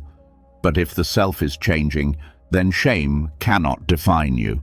It becomes an event rather than a character trait. When shame loses its grip, self-kindness becomes easier. You stop treating yourself as a problem to fix and start seeing yourself as a being passing through a very human experience. There is also a deep emotional relief in realizing that you don't have to carry the weight of past identities. Every time you outgrow a version of yourself, you are free to release the story that came with it. You don't owe loyalty to your old patterns. You don't have to keep punishing yourself for actions taken by a person who no longer exists. This is not avoidance. It is clarity. It is the freedom to evolve without dragging chains behind you. When you apply this understanding to self-talk, your inner language becomes gentler. Instead of rigid labels, you use descriptions. Instead of accusations, you use observations. Instead of permanent judgments, you use temporary acknowledgements. You learn to say, "This is what I'm feeling now," rather than "This is who I am." This small difference in wording reshapes the emotional tone of your mind. It removes violence and adds humanity. Impermanence also teaches you not to cling to your worst moments. Painful thoughts, embarrassing memories, difficult emotions, they rise and fall like everything else. When you say to yourself, "This won't last," you create space. You stop gripping the moment so tightly. You stop adding the second arrow. You allow the discomfort to pass. The mind becomes less reactive because it trusts that everything moves. This teaching also shifts the way you handle identity struggles. Many people carry rigid self-concepts. I'm not good at relationships. I can't handle stress. I always shut down. I'm too sensitive. I'm too damaged. These beliefs feel like facts, but they are simply interpretations of past patterns. When you understand anatta, you realize these identities are not destiny. They were temporary adaptations. You do not have to keep repeating them. You can speak to yourself as someone capable of new patterns, new choices, new responses. Another powerful result of this understanding is the rise of patience. If the self is always changing, then growth is not a straight line. It is a series of waves, progress, confusion, steps forward, steps back. When you recognize this, you stop attacking yourself for not improving fast enough. You stop demanding constant progress. You stop seeing setbacks as failures. You speak to yourself with the same patience a wise teacher gives a student learning something new. Compassion becomes the natural response. Impermanence also dissolves envy and insecurity. When you believe you are fixed, you compare yourself to others as if the comparison is permanent. But when you see that everyone is changing, growing, struggling, and evolving, comparison becomes gentler. You understand that everyone is in motion, including you. You stop punishing yourself for not matching someone's temporary moment. One of the deepest gifts of this teaching is that it frees you from defining yourself by your suffering. Painful emotions come and go. Traumas rise and fall. Old wounds surface and fade. They do not define you. They shape you for a moment, then shift. When you talk to yourself with this understanding, you stop saying, "This is who I am," and start saying, "This is what I'm carrying right now." That shift alone creates compassion. When you realize there is no solid you, self-blame becomes harder to maintain. Who exactly are you blaming? A past version, a momentary impulse, a temporary emotion, a nervous system response shaped by years of conditioning? This perspective does not dismiss responsibility. It dissolves unnecessary cruelty.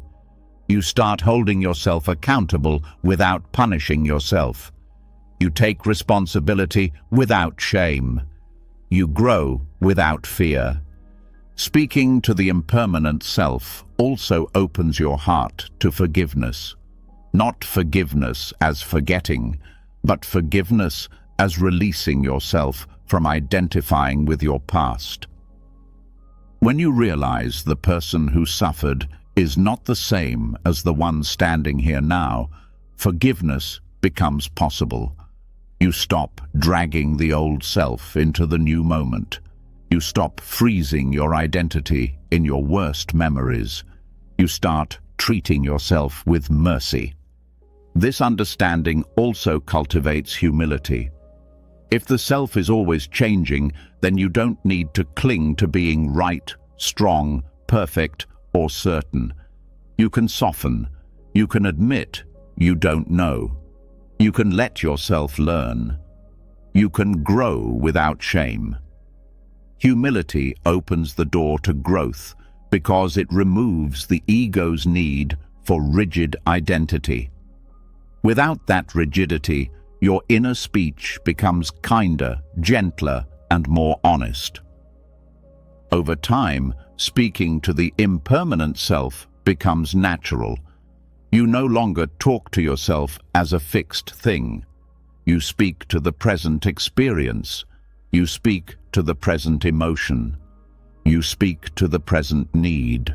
Your inner voice becomes fluid, responsive, compassionate. The critic loses its foundation. Blame dissolves. Shame fades. Compassion becomes your inner default, not because you forced it, but because reality revealed itself. There is no solid self to attack. When you understand this deeply, a new kind of freedom appears. You stop carrying old versions of yourself. You stop attacking a self that isn't real. And in that space of release, compassion fills the silence, steady, warm, and endlessly human. When you begin speaking to yourself as an impermanent being, shifting, unfolding, never frozen in any single identity, a deeper tenderness naturally rises. A softness that does not need permission. A warmth that does not need perfection. And in that softness, another truth becomes impossible to ignore. You have always known how to offer compassion to others.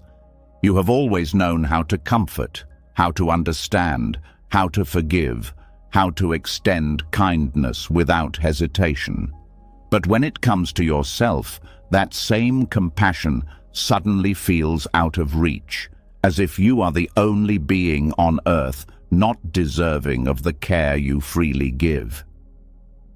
This silent contradiction is where the next part of the path begins, learning the Bodhisattva's self-compassion, offering yourself the same care you would offer any suffering being. There is something heartbreaking about realizing that many people can easily comfort a friend, but collapse when offering comfort to themselves. They will sit with someone else's tears, but shame themselves for their own. They will forgive another person's mistake, but torment themselves for days over a moment of humanity. This double standard does not come from malice. It comes from conditioning. Many grew up believing compassion must always go outward, never inward. That self-care is selfish. That self-forgiveness is weakness. That their own suffering must be minimized because others have it worse. Yet compassion does not work like a limited resource. It does not diminish when used on yourself. In fact, the more you include yourself in compassion, the more freely compassion flows outward. A bodhisattva is someone committed to the liberation of all beings, but that word all includes you. People forget this. They picture compassion as something they pour from an emptying cup, giving everything away while leaving nothing for themselves. They do not realize that compassion grows when shared, not when hoarded. When you offer compassion outward but refuse to receive it inward, the flow becomes blocked. Exhaustion appears, resentment appears, quiet bitterness appears. Your heart closes slowly because you are giving from depletion instead of fullness. True bodhisattva compassion is circular. It moves outward and inward with no break in the movement. Self-compassion nourishes the heart that offers compassion to others. Without inner compassion, outer compassion becomes performance, obligation, or self-erasure. With inner compassion, outer compassion becomes effortless, sustainable, and genuine. The first step in including yourself in compassion is noticing how quickly you exclude yourself. When someone else suffers, you may immediately think, they deserve kindness. But when you suffer, the first thought might be, I should handle this better, or I shouldn't feel this way, or I caused this. This reflexive self-exclusion is a learned pattern. You learn to place yourself outside the circle of compassion. You learn to treat your suffering as an inconvenience. The Bodhisattva path asks you to bring yourself back into the circle, not as the center, not as the exception, but as one of the many beings deserving of care.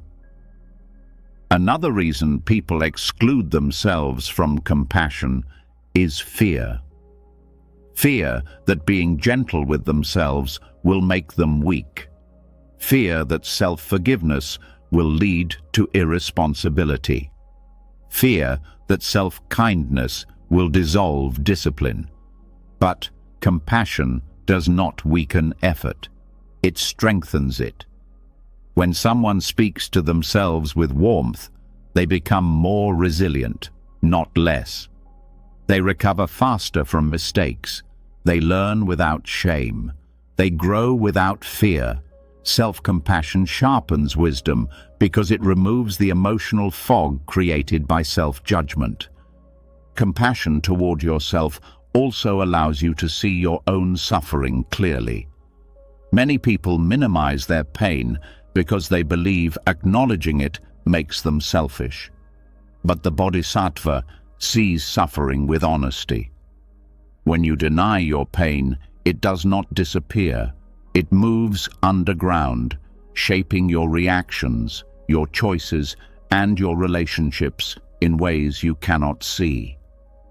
Self-compassion brings that suffering into the light without shame. It says, "This hurts. Let me care for it."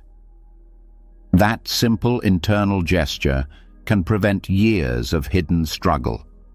Self-compassion also breaks the cycle of inner scarcity. When you believe compassion is something you do not deserve, you begin living in emotional hunger.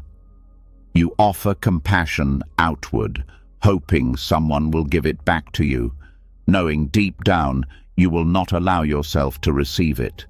This creates quiet pain, a sense of emptiness, a longing that cannot be fulfilled because you are the one blocking the door. Self-compassion opens that door. It allows you to receive the kindness you have been waiting for from yourself. One of the deepest aspects of Bodhisattva compassion is seeing all beings as equal in their longing for relief from suffering. This includes the part of you that feels broken, ashamed, or lost. That part does not need your judgment. It needs your kindness. When you talk to yourself in a compassionate tone, you treat your inner suffering the same way you would treat another person's suffering, with gentleness, not criticism. This inner equality is essential. Without it, your compassion becomes selective. With it, compassion becomes unconditional. Self-compassion also changes the way you hold responsibility. Many people treat responsibility as punishment. They believe the only way to avoid mistakes is through inner attack. But responsibility is clearest when held with compassion. When you treat yourself with kindness, you can see your choices more clearly. You can admit mistakes without defensiveness. You can change your behavior without hating yourself. Compassion does not remove responsibility. It makes responsibility workable. Another important layer is recognizing that your suffering is not unique in its structure. Pain, regret, fear, longing, confusion. These experiences appear in every human life. Seeing this universality softens your self-judgment. You stop blaming yourself for being human. You stop expecting yourself to rise above emotions no one else escapes. This shared humanity is the foundation of compassion. When you see your suffering as part of the human condition, compassion flows naturally toward yourself. Self-compassion also builds emotional stability. When you treat yourself kindly, you create an inner refuge, a place you can return to when life becomes overwhelming. Many people do not have this refuge. Their inner world feels hostile. When something goes wrong, they attack themselves instead of supporting themselves. This doubles suffering. The Bodhisattva path encourages you to become your own refuge. When you speak to yourself with compassion, you slowly create an inner environment where your mind feels safe. Compassion toward yourself also prevents burnout. You cannot carry the suffering of others if you cannot hold your own with tenderness. Compassion fatigue is not caused by giving too much. It is caused by giving without receiving inwardly. When you include yourself in the circle of compassion, you replenish the heart that gives. You protect your capacity to care. Compassion becomes renewable rather than draining. Self-compassion also transforms the way you relate to your mistakes. Instead of treating them as evidence of unworthiness, you treat them as opportunities for gentle correction. A bodhisattva does not shame themselves for their imperfections. They recognize imperfection as part of the path. When you say to yourself, "I made a mistake and I can learn," you respond with wisdom rather than self-attack. This supports growth without emotional damage. Including yourself in compassion also allows you to show up more fully for others. When you are harsh inside, you subtly resent the compassion you give. A part of you feels unseen, uncared for, forgotten. This creates quiet resentment. When you begin offering compassion inwardly, that resentment dissolves. You no longer give from emptiness. You give from fullness, stability, and genuine presence. Self-compassion also helps you understand others more deeply. When you see your own suffering clearly, you recognize the suffering of others with more accuracy. You no longer judge their pain as weakness. You no longer expect them to rise above their conditioning instantly. You see humanity in them because you finally see it in yourself. This deepens your relationships and increases your capacity for true empathy. The Bodhisattva's compassion includes understanding your own limits. Many people harm themselves by pushing beyond what their body or mind can hold. They ignore exhaustion. They ignore emotional strain. They ignore signs of burnout. Self-compassion teaches you to honor your limits as sacred, to rest when needed, to say no when overwhelmed, to protect your well-being without guilt. This is not selfish, it is wisdom. A depleted person cannot serve anyone. Finally, self-compassion connects you with the truth that you too are a being on the path. You are not above or below anyone else. You are learning, you are growing, you are healing, you are making your way through the world with the tools you have, just like every other person. When you see yourself this way, compassion toward yourself becomes natural, not forced, not practiced, natural. When you finally allow yourself to be included in the circle of compassion, something subtle starts to unfold in the background. Your self-talk becomes warmer, your inner tone becomes softer, your reactions become slower, steadier, more spacious, and in that new spaciousness, you begin to notice something profound. Not every thought deserves a reply. Not every inner disturbance needs a lecture, a correction, or a comforting message. Sometimes the most loving thing you can offer yourself is silence. Not the cold silence of withdrawal, but the gentle silence of awareness, a silence that leaves room for your experience to breathe without pressure, without judgment, without interference. There is a kind of suffering that grows stronger when you argue with it. When negative thoughts appear, the instinct is to answer them, fix them, push them away, or layer new thoughts on top of them. But the more you fight with them, the louder they become. The more you try to solve them, the deeper they embed themselves. You end up in an internal conversation that exhausts you without creating any peace. This is because suffering fed by engagement grows. Suffering met with spacious awareness fades. Silence becomes a loving response when you realize you do not need to win against your thoughts. You do not need to compete with them. You do not need to correct every harsh sentence that appears in your mind. You simply need to step out of the struggle. Negative thoughts are not commands. They are not truths. They are not instructions. They are events in consciousness, passing, shifting, dissolving on their own when not fueled by attention. Silence gives them nothing to push against. This kind of silence is not emptiness, it is presence. A gentle presence that watches thoughts come and go without identifying with them. When you respond to your own suffering with this quiet awareness, you create a refuge inside yourself, a place where you are no longer drowning in your thoughts, but witnessing them from a place that is untouched by their noise. One reason silence is so powerful is because suffering often grows from reaction. A painful memory surfaces and the mind reacts with panic. A self-critical thought rises and the mind reacts with resistance.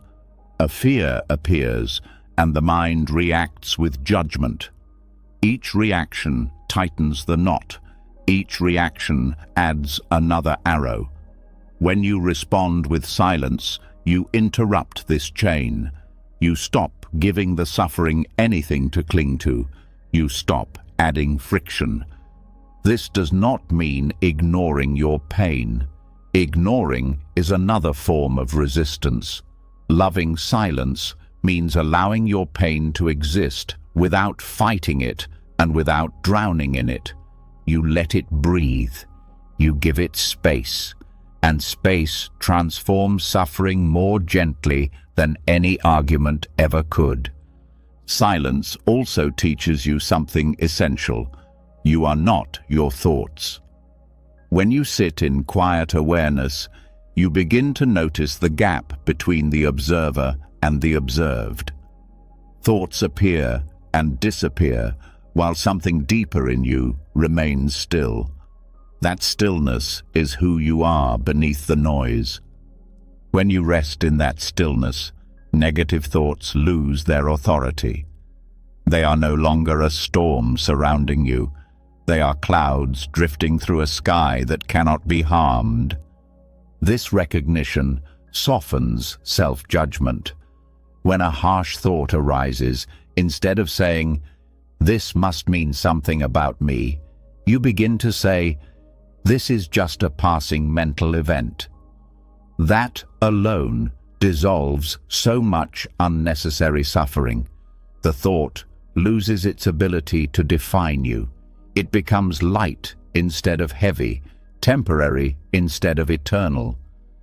Silence also protects you from believing the stories your mind creates when you are tired, stressed, or overwhelmed. In those moments, your thoughts are rarely accurate. They are colored by emotion. They are shaped by old wounds.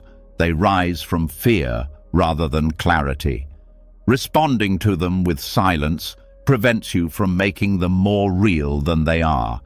It keeps you from feeding illusions. Sometimes the most compassionate thing you can do for yourself is to stop arguing with your own pain. To stop trying to fix yourself in every moment. To stop treating every thought as a problem that needs immediate attention. Silence teaches you to trust that not every wave needs to be fought. Some waves simply need to pass.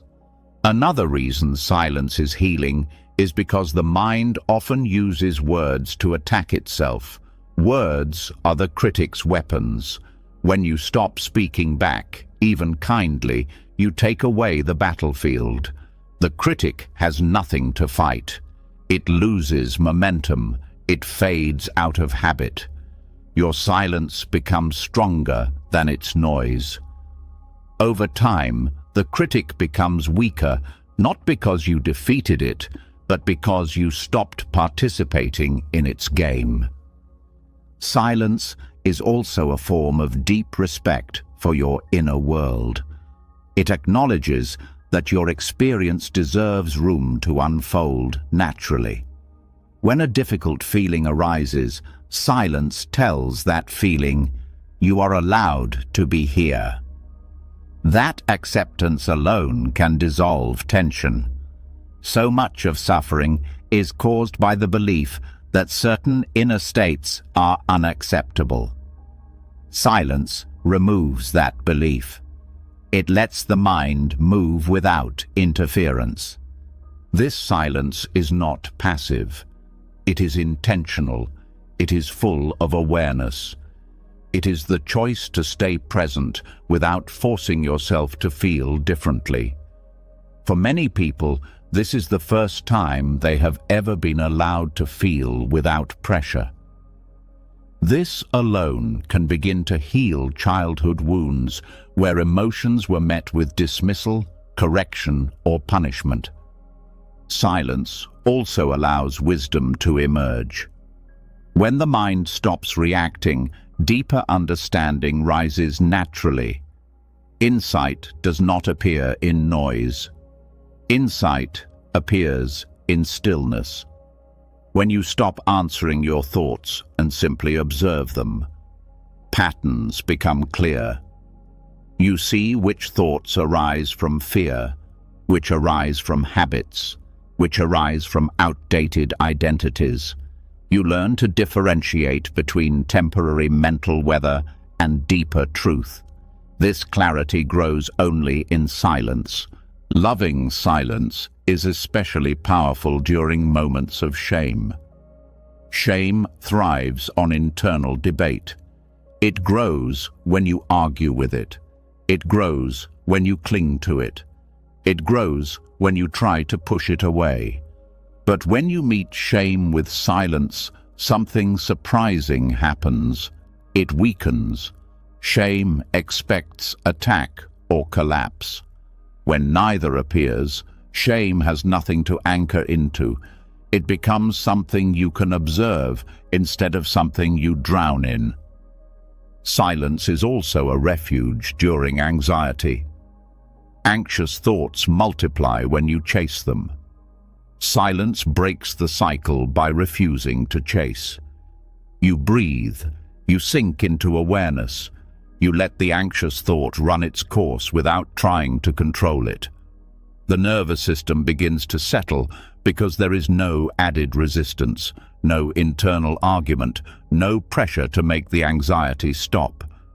The body responds to silence as safety.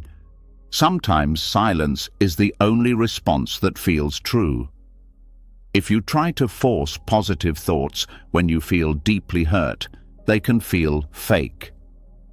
If you try to rationalize your emotions in the middle of chaos, the mind can feel overwhelmed. Silence allows you to be honest. You don't need to fake strength. You don't need to pretend clarity. You don't need to say anything to yourself at all. You simply stay with yourself. That alone is deep compassion. Silence also honors the mystery of your inner world. Not everything needs to be explained or solved. Some pain needs time, not answers. Some emotions need space, not correction. Silence is a kind of trust. Trust in your own capacity to endure, to heal, to transform without forcing the process. This kind of silence also builds self-respect. When you stop reacting to every inner disturbance, you stop being controlled by your thoughts. You begin to trust yourself. You begin to stand more firmly. You begin to feel less fragile. The mind becomes a place where you are not constantly pulled by every passing emotion. You find a center inside yourself, a place of quiet strength. Loving silence also helps you navigate the intensity of your own sensitivity. Many people are overwhelmed not because their emotions are too strong, but because they never learned to sit in silence with themselves. They were taught to respond, fix, talk, explain, push. Silence gives them a new way to be with their inner experience, one that does not require effort.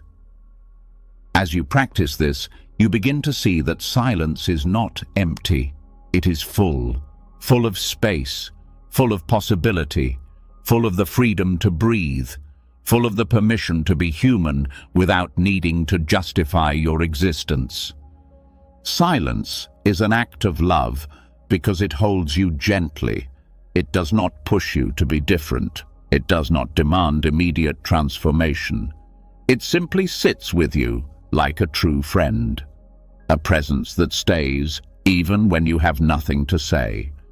And in that presence, your suffering begins to soften on its own, not through force, but through the healing nature of spacious awareness. When you learn to meet your own suffering with silence instead of inner violence, the mind becomes calmer, clearer, more honest. You stop feeding the storms inside you. You stop adding pressure to pain. And in that quiet, another truth rises to the surface. Your self-talk doesn't just need to be gentle. It also needs to be balanced. Because a mind that used to attack itself can sometimes swing to the other extreme. It can start avoiding responsibility. It can start inflating itself with empty affirmations. It can start using positivity as an escape rather than a truth. And now the path asks for something subtler, the middle way of self-talk, where your inner voice is neither harsh nor delusional, neither punishing nor flattering, but steady, honest, and rooted in clear seeing. There is a danger hidden in both extremes. Harsh self-talk crushes your spirit, makes you small, and traps you in fear. Delusional self-praise inflates the ego, blinds you to your own patterns, and disconnects you from reality. Both forms of speech distort the truth. Both forms block growth. The middle way requires you to speak to yourself with kindness, yes, but also with clarity. Compassion without honesty leads to denial. Honesty without compassion leads to self-harm. The art is holding both at the same time. Balanced self-talk begins with acknowledging your humanity, not perfect, not broken, simply human. You recognize your strengths without inflating them. You acknowledge your mistakes without attacking your worth. You allow yourself to grow without expecting instant transformation. This balance is delicate. It requires you to stay grounded, to stay awake, to stay deeply connected to what is real instead of what you fear or what you wish. One of the biggest traps in self-talk is swinging between extremes when emotions run high. After years of harshness, people sometimes try to compensate by flooding themselves with exaggerated positivity. They tell themselves, "I'm amazing.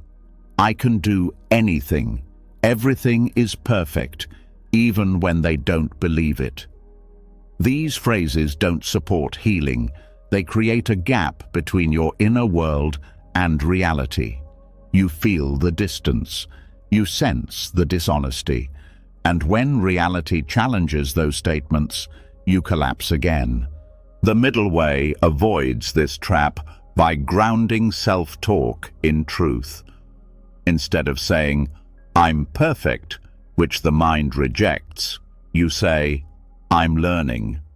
Instead of saying, "Everything will work out exactly how I want," you say, "I will face whatever comes with strength." Instead of saying, "I never fail," you say, "I can recover from failure." These statements are both kind and true. The mind trusts them. They don't inflate your ego. They support your growth.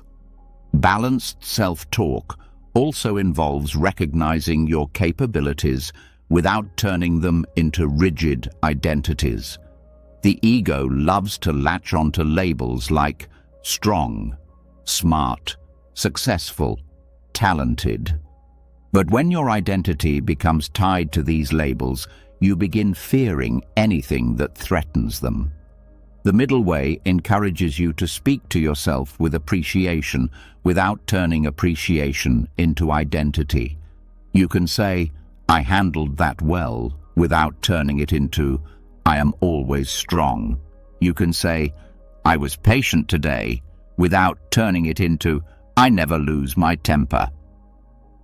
This flexibility prevents the ego from using positive self-talk to build walls. Another crucial part of the middle way is admitting your limits without shame. Many people believe that acknowledging their weaknesses means betraying themselves. They fear it means going backward into self-hatred.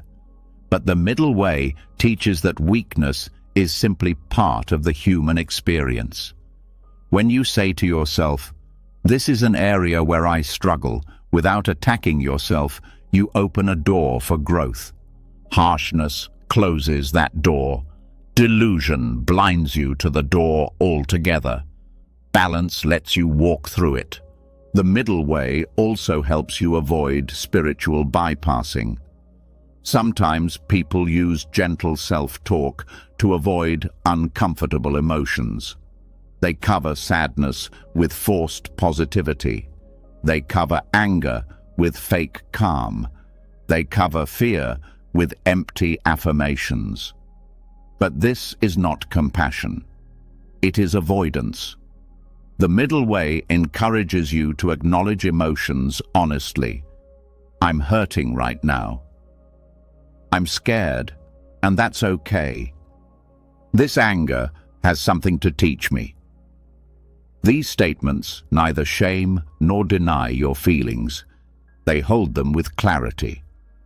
Balanced self-talk also changes how you relate to effort. Harshness says, "Do more or you're worthless." Delusion says, "I don't need to try at all. I'm already perfect." The middle way says, "I will do my best, and my best will change from day to day." This approach keeps you motivated without overwhelming you. It respects both your goals and your humanity. The middle way of self-talk also protects you from ego-based self-esteem. Ego-based esteem rises when you perform well and collapses when you stumble. It depends on achievement, comparison, and approval. The middle way builds a different kind of esteem, one rooted in your intrinsic worth. When you speak to yourself kindly and truthfully, your confidence no longer rests on external success. It rests on the steady relationship you have with yourself. This confidence does not crumble under pressure because it was never built on illusion. Balanced self-talk also involves recognizing when the mind is exaggerating. The mind loves extremes. "I ruined everything. Nobody cares. I will never get better. This always happens." The middle way helps you catch these distortions. Instead of blindly believing them, you respond with grounded clarity. This is one moment, not my whole life. I'm overwhelmed, not hopeless. This didn't go well, but I can learn from it. This doesn't sugarcoat reality. It corrects distortion without cruelty. Another essential part of the middle way is speaking to yourself respectfully, even when you are correcting yourself. Many people only know how to motivate themselves through pressure or shame. They believe compassion makes them lazy, but the middle way shows that respect is a more effective teacher than punishment. You can say, "I could have handled that differently," without saying, "I'm terrible." You can say, "I want to improve this behavior," without saying, "I'm flawed." Respect-based correction supports change without damaging your self-worth. Balanced self-talk also prevents self-centered positivity.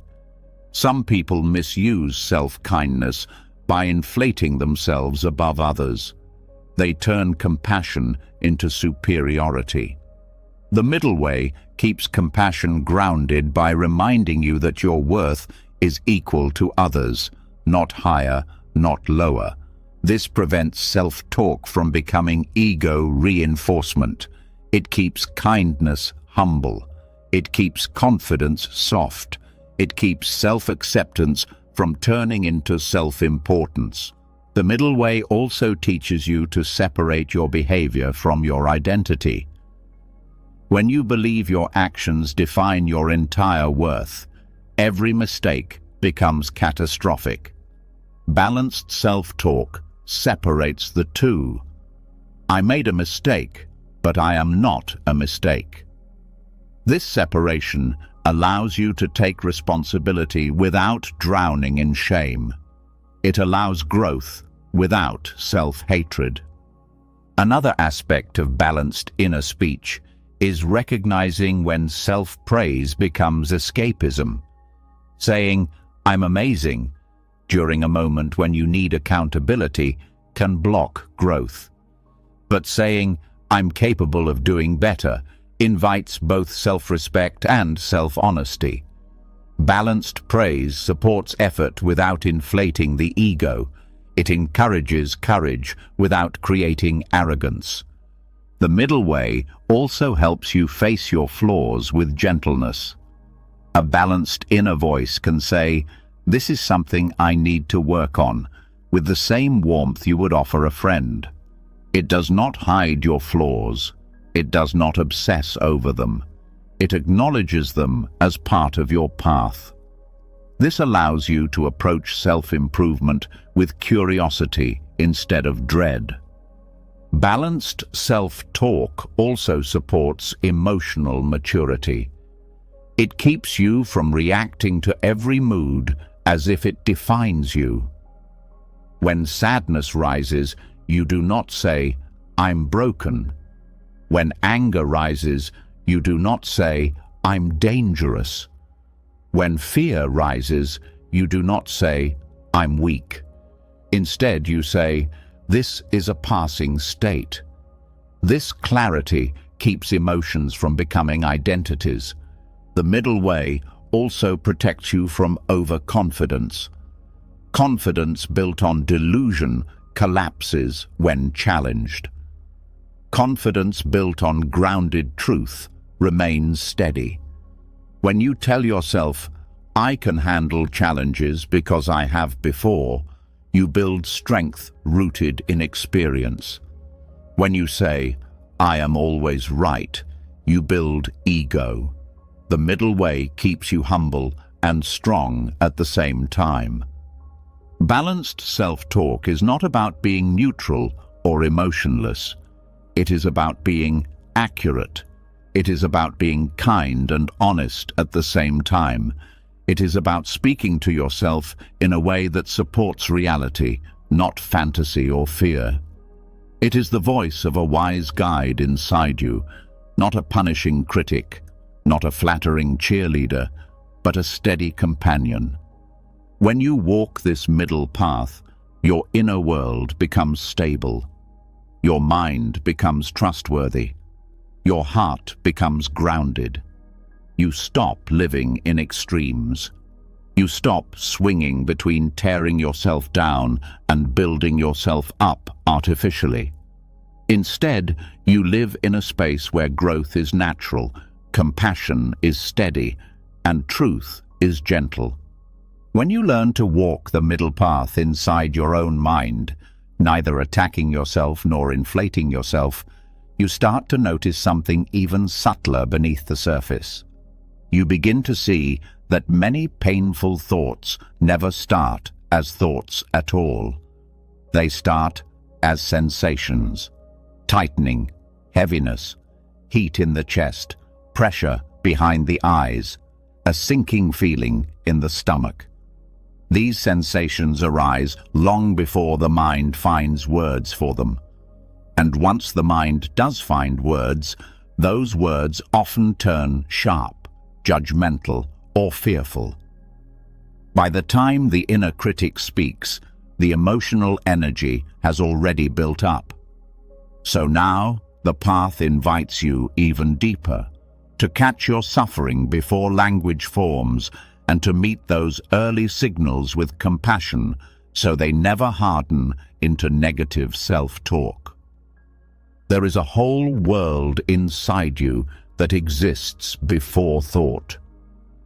A world made of vibrations, impulses, and emotional movements.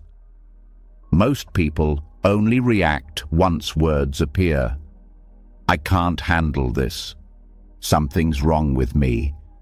I'm anxious again. But by the time these sentences show up, the emotional energy has already shaped them. Pre-verbal self-compassion means working not with the words, but with the energy underneath them. It means caring for the discomfort at its earliest stage, before the mind turns it into a story that hurts you. This kind of compassion begins with noticing. Noticing the moment your chest tightens before your mind labels it as fear. Noticing the flutter of tension before the mind says, I'm stressed. Noticing the hollow drop in your stomach before the mind says, I failed. These sensations are the raw material of emotion. They are innocent. They are not yet judgments. They are simply the body communicating that something needs attention. Most inner suffering happens because we ignore these early signals. We rush past them. We judge them. We drown them in distraction. And when we avoid them, they intensify. The body speaks louder, the mind takes over, and the words that come next are almost always harsh. But when you learn to meet these early sensations with compassion, the entire emotional process changes. Pre-verbal compassion is the art of responding to sensations with warmth before the critic arrives. When the chest tightens, instead of thinking, "What's wrong with me?" you place your awareness gently there and inwardly whisper, "It's okay. I feel this. I'm here." The moment you do this, the emotional energy begins to soften. The mind becomes less reactive. The words that would have followed lose their force. This is not mystical. It is biological. When you respond with compassion at the sensation level, your nervous system receives a message of safety. The fight or flight response begins to settle. The breath deepens. The body comes out of survival mode, and when the body feels safe, the mind stops creating harsh interpretations. Working at this pre-verbal stage also prevents emotional spiraling. Negative thoughts often appear not because the situation is bad, but because the body is tense. The mind creates stories to explain sensations. If the body feels tight, the mind says, "I'm overwhelmed." If the stomach drops, the mind says, "I'm not enough." Pre-verbal compassion interrupts this pattern. By soothing the sensation first, the mind has nothing painful to interpret. Another layer of pre-verbal compassion is learning to stay with emotion without forcing it to go away. Many people panic when uncomfortable sensations arise. They think the discomfort itself is the problem, but emotions only grow louder when resisted. When you stay with them gently, without rushing, without judging, you teach your body that it is allowed to feel. That permission alone reduces suffering. This practice also helps you understand emotions in their pure form. Before words distort them, emotions have a natural intelligence. Sadness pulls you inward to help you rest. Anger rises to help you protect a boundary. Fear appears to alert you to something important. Guilt shows you where your actions misaligned with your values. Every emotion has a function, but when you judge them immediately, you lose access to their wisdom. Pre-verbal compassion lets you feel the emotion directly without the critic interfering. This practice also strengthens your relationship with your inner child. Many early wounds show up first as sensations. A tight chest may be an echo of moments when you were shamed for crying. A sinking stomach may be an echo of moments when you were scolded for small mistakes. These sensations are not random. They are old emotional imprints resurfacing. When you meet them with compassion, you are giving your younger self the response it never received, gentle presence instead of punishment. Pre-verbal compassion also helps you stay in the present moment. Thought pulls you into past or future. Sensation exists only now. When you anchor your awareness in your body, you step out of the stories that fuel suffering. This grounding keeps your mind clear and prevents old conditioning from taking over. It gives you a stable foundation inside yourself. Working at this level also prevents emotional exhaustion. When you constantly respond to thoughts rather than sensations, you get caught in endless mental dialogue. You argue, analyze, justify, or criticize. This is exhausting. Pre-verbal compassion stops the cycle early. You conserve energy. You let the emotion move through the body naturally instead of fighting it with the mind. Another benefit is that you learn to trust your body. Many people are disconnected from their emotional sensations because they learned early in life that feelings were dangerous. They learned to suppress, to tighten, to numb. But your body is not your enemy. It is communicating with you. Pre-verbal compassion rebuilds that trust. You learn that sensations can be held without fear, that they pass, that they soften, that you can handle them. This trust creates emotional resilience. When you're no longer afraid of your own sensations, you can face difficult moments without collapsing. You can experience discomfort without creating panic. You can move through emotional storms while staying grounded. This resilience does not come from toughness. It comes from tenderness. Pre-verbal compassion also stops the formation of shame. Shame often arises when the mind interprets sensations as evidence of inadequacy. For example, when anxiety rises, the mind says, "I'm weak." When sadness rises, the mind says, "I'm too sensitive." When anger rises, the mind says, "I'm a bad person." These interpretations create shame, but when you meet sensations with compassion before words form, shame has no space to grow. You experience the emotion without turning it into a flaw. This practice also builds emotional clarity. When you sit with sensations, you begin to notice their texture. Some sensations mean sadness, some mean fear, some mean loneliness, some mean overstimulation. These feelings often get mislabeled as bad or wrong when they're simply human. Pre-verbal compassion teaches you how to identify emotions accurately.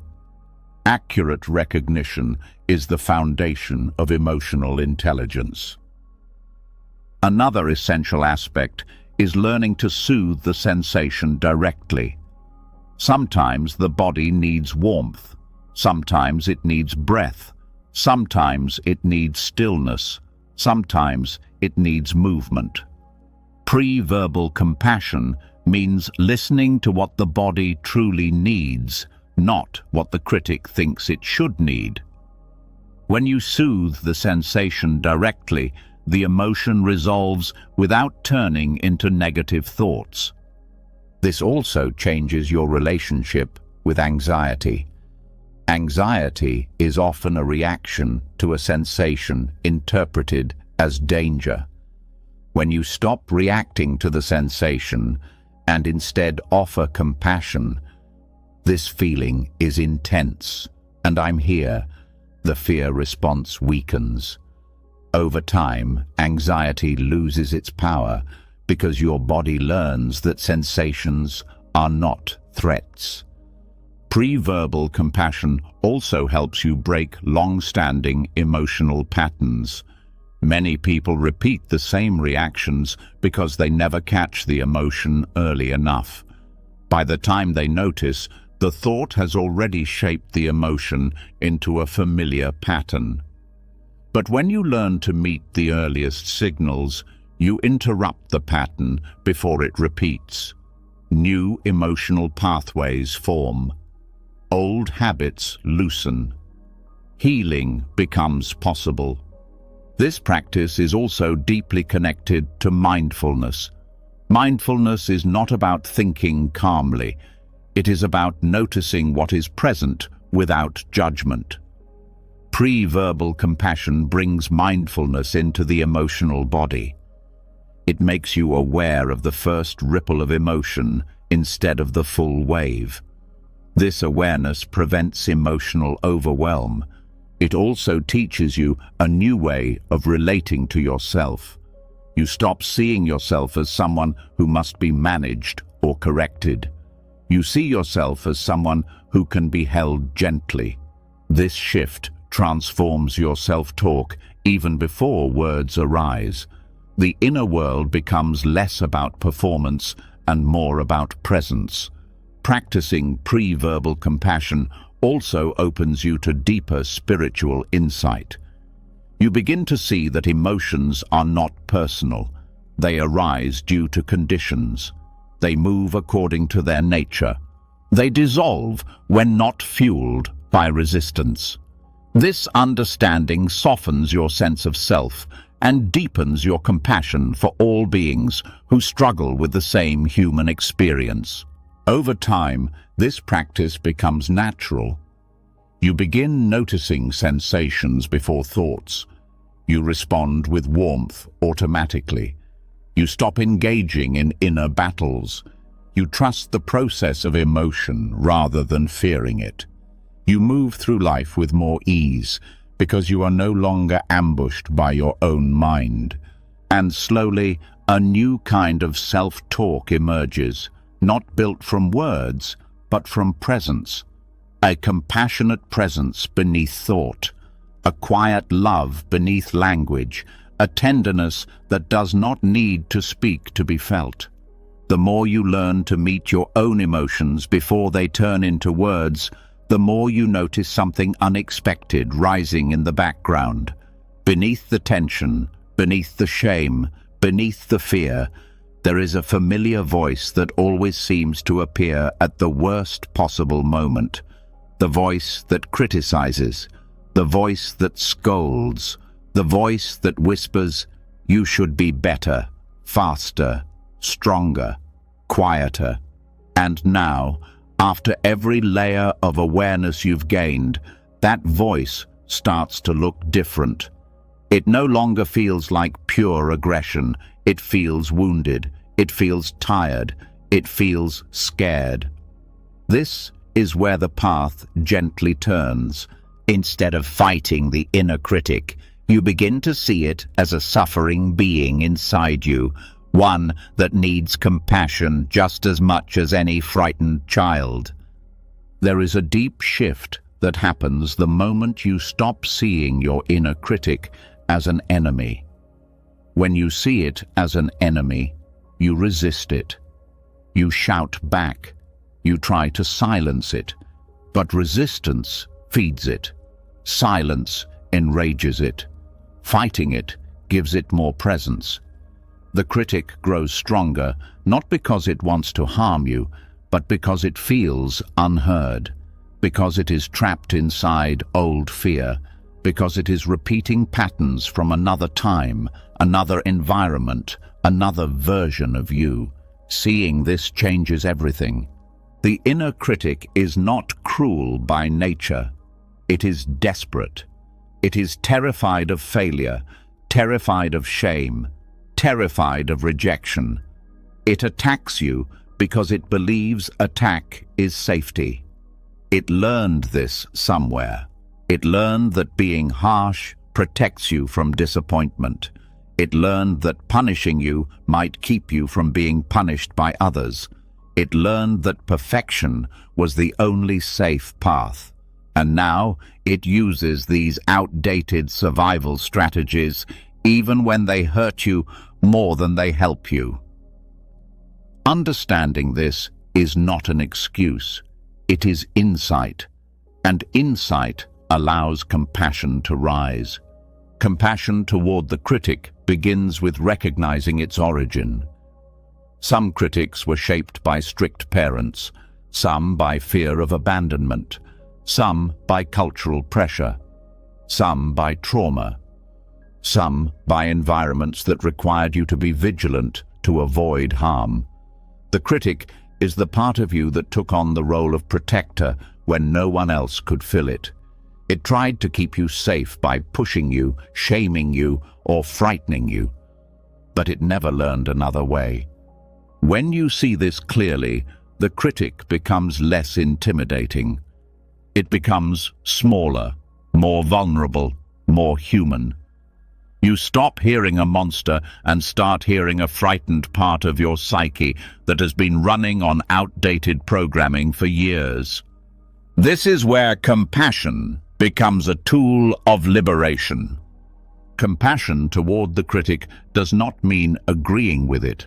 It does not mean feeding it. It means saying, "I see you. I know you are scared. I know you are trying to protect me, but I don't need protection through pain anymore." Speaking to the critic this way is like speaking to a frightened child who uses anger to hide fear. You offer steadiness instead of resistance. You offer presence instead of panic. This approach begins to soften the critic's grip. It lessens the intensity of its attacks. Because the critic is not fueled by your mistakes, it is fueled by fear. When fear meets compassion, it begins to dissolve. The inner critic also loses strength when you recognize that it is not your true voice. It is a fragment, a splinter, a survival adaptation. When it speaks, instead of believing it fully, you can say inwardly, "This is the critic speaking, not the whole of me." This separation is powerful. It prevents the critic from merging with your identity. It becomes one part of you rather than the defining voice. Meeting the critic with compassion also means letting it express its fears without letting them control you. Sometimes you can sit quietly and say inwardly, "Tell me what you are afraid of." The critic might respond, not in words, but in sensations, in tension, in a feeling of dread. When you sit with those sensations without judgment, the critic feels seen. This seeing begins to heal it. The critic softens further when you learn to respond with warmth. When it says, "You're failing," you can say, "I hear your fear. I'm still here." When it says, "You're not enough," you can respond, "You learned to say that to protect me. You don't have to guard me that way anymore." When it says, "You will embarrass yourself," you can say, "Thank you for caring. Let me try my way now." These responses seem simple, but they reach the critic in a way arguments never could. The critic is built from pain, so it only understands being met with openness. Another aspect of compassion toward the critic is curiosity.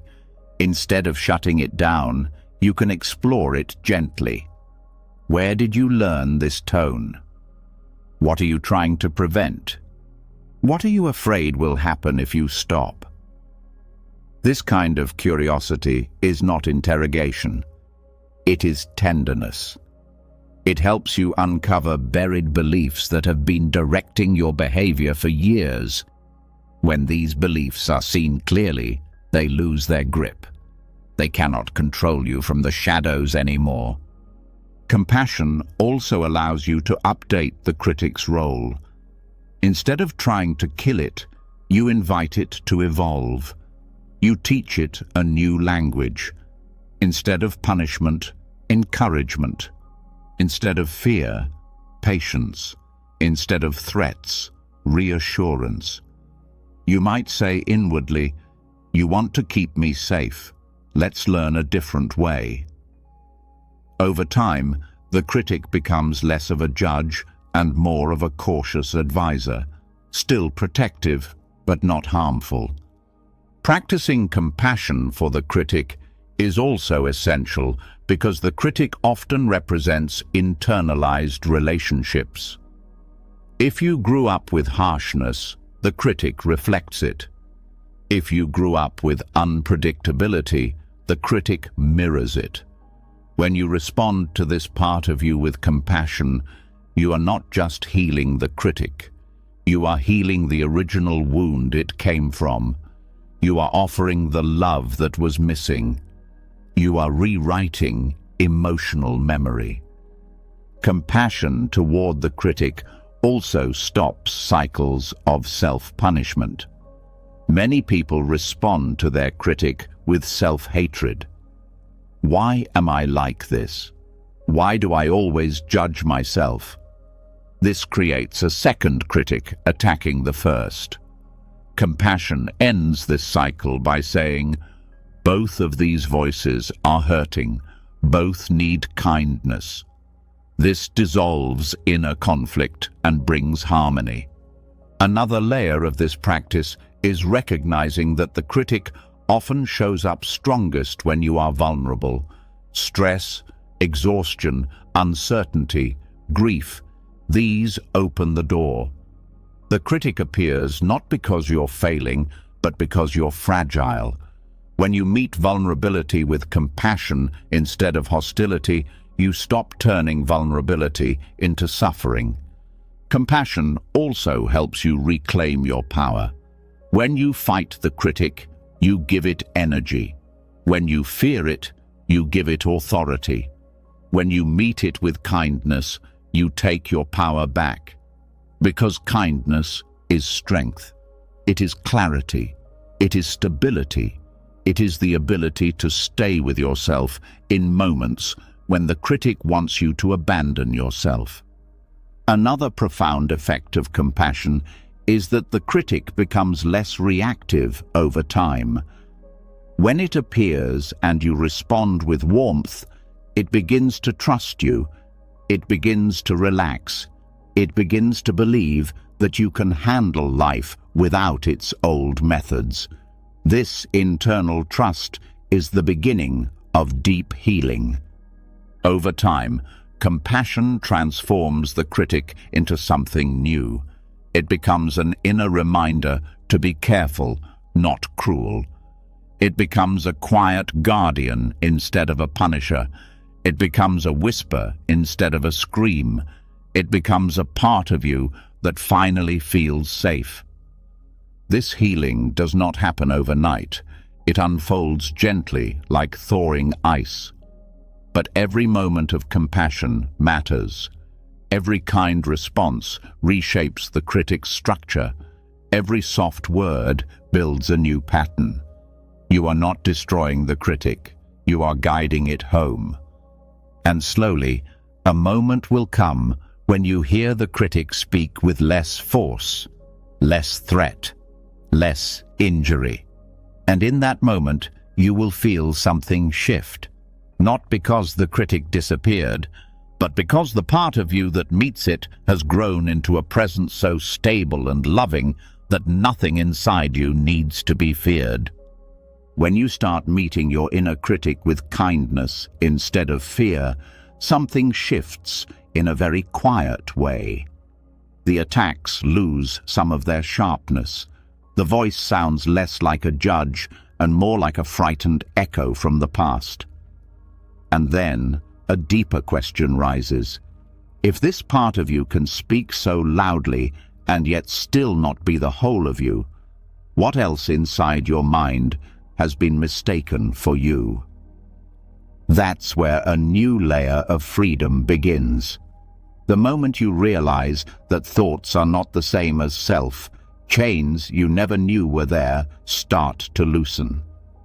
There is a strange relief when you hear a cruel thought pass through your mind, and instead of agreeing with it or fighting it, you simply say, "This is a thought, not a fact, not a prophecy, not an order, just mental weather moving through awareness." The sentence, "This is a thought, not myself," sounds simple, almost too simple, but it holds a key that Buddhist practice has been pointing to for centuries. The mind produces content. You are not that content. The more clearly you see this, the weaker self-directed negativity becomes. Most people grow up believing that whatever appears in their mind belongs to them. If a harsh sentence arises, they think, "I am harsh." If jealousy rises, they think, "I am jealous." If fear shows up, they think, "I am fearful." The thought and the thinker fuse into one lump. And when that happens, every ugly or confused mental event feels like a verdict about who you are. This fusion gives negative thoughts enormous power. A single inner insult doesn't just hurt, it seems to define you. The practice of observing thought without ownership begins with separating event from identity. A thought appears, that is all. You don't have to sign your name under it. You don't have to stamp it as your truth. You don't have to take responsibility for its existence in the same way you don't take responsibility for clouds passing through the sky. The sky doesn't apologize for storms. It simply allows them, then clears. Your mind can learn to do the same. This doesn't mean abandoning responsibility for your actions. Behavior still matters. Choices still matter. But thoughts are not the same as choices. They are possibilities, impulses, fragments of memory, conditioning, habit. Many of them pass through without being acted on. When you start to see thoughts as momentary events, you realize you are more than the worst sentence your mind can generate about you. One powerful way to practice this is by changing the language you use internally. Instead of saying, "I am a failure," you can notice, "There is a thought about failure." Instead of, "I am worthless," you can say, The mind is producing a thought about worthlessness. Instead of, "I hate myself," you can notice a painful thought of self-hatred has arisen. This shift may feel subtle, but it creates space. The I steps back. The thought is no longer fused with identity. It becomes something you can hold in awareness instead of drowning in. This space is where compassion enters. When you stop saying, "I am this," and begin saying, "This is here," you give yourself room to respond. A thought that used to hit you like a punch becomes an object you can examine gently. You might feel its impact, but you also see its nature. You notice its tone, its pattern, its frequency. Over time, you begin recognizing recurring thought forms: the fearful one, the perfectionist one, the hopeless one. They stop feeling like your essence and start feeling like old habits passing through. Buddhist practice often uses the metaphor of watching a river. Thoughts are like leaves floating by on the surface. You don't need to chase each one, analyze where it came from, or decide if it belongs to you. You simply notice it, acknowledge it, and let it pass. The trouble begins when you grab a leaf and clutch it to your chest, declaring, "This is who I am." Disidentifying from thought is like letting the leaf keep moving. Negative self-talk loses power when it is seen clearly. The critic might say, "You ruin everything." When believed, this sentence sinks into your chest, fills your body with shame, and shapes your behavior. But if you respond with, "There is a critical thought present," the spell breaks a little. It's still uncomfortable, but it is no longer unquestionable truth. You've moved from being inside the thought to watching it from outside. This outside is not dissociation. It is awareness. Dissociation numbs. Awareness feels. When you observe a harsh thought, you may still feel hurt.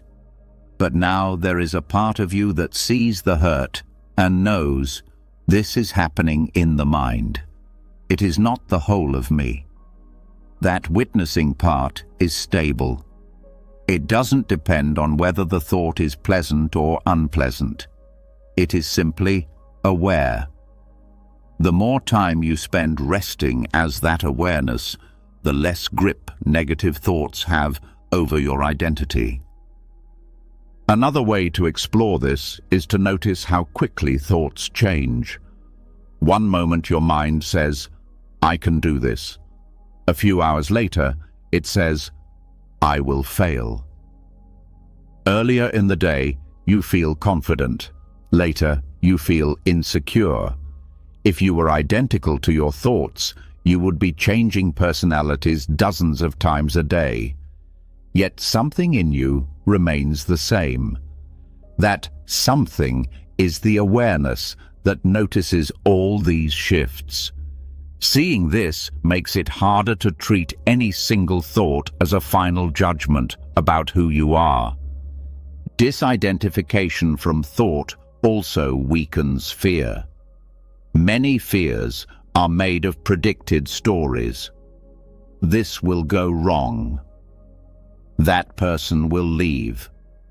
I will embarrass myself. When you forget that these are thoughts, you live inside them as if they are already real. Your body reacts as though the feared event has happened. Observing thought without ownership allows you to say, "A fear story is arising." You're not denying it. You're labeling it accurately. Fear becomes a process your mind is running, not a prison you are trapped in. This clarity is especially important with thoughts about self-worth.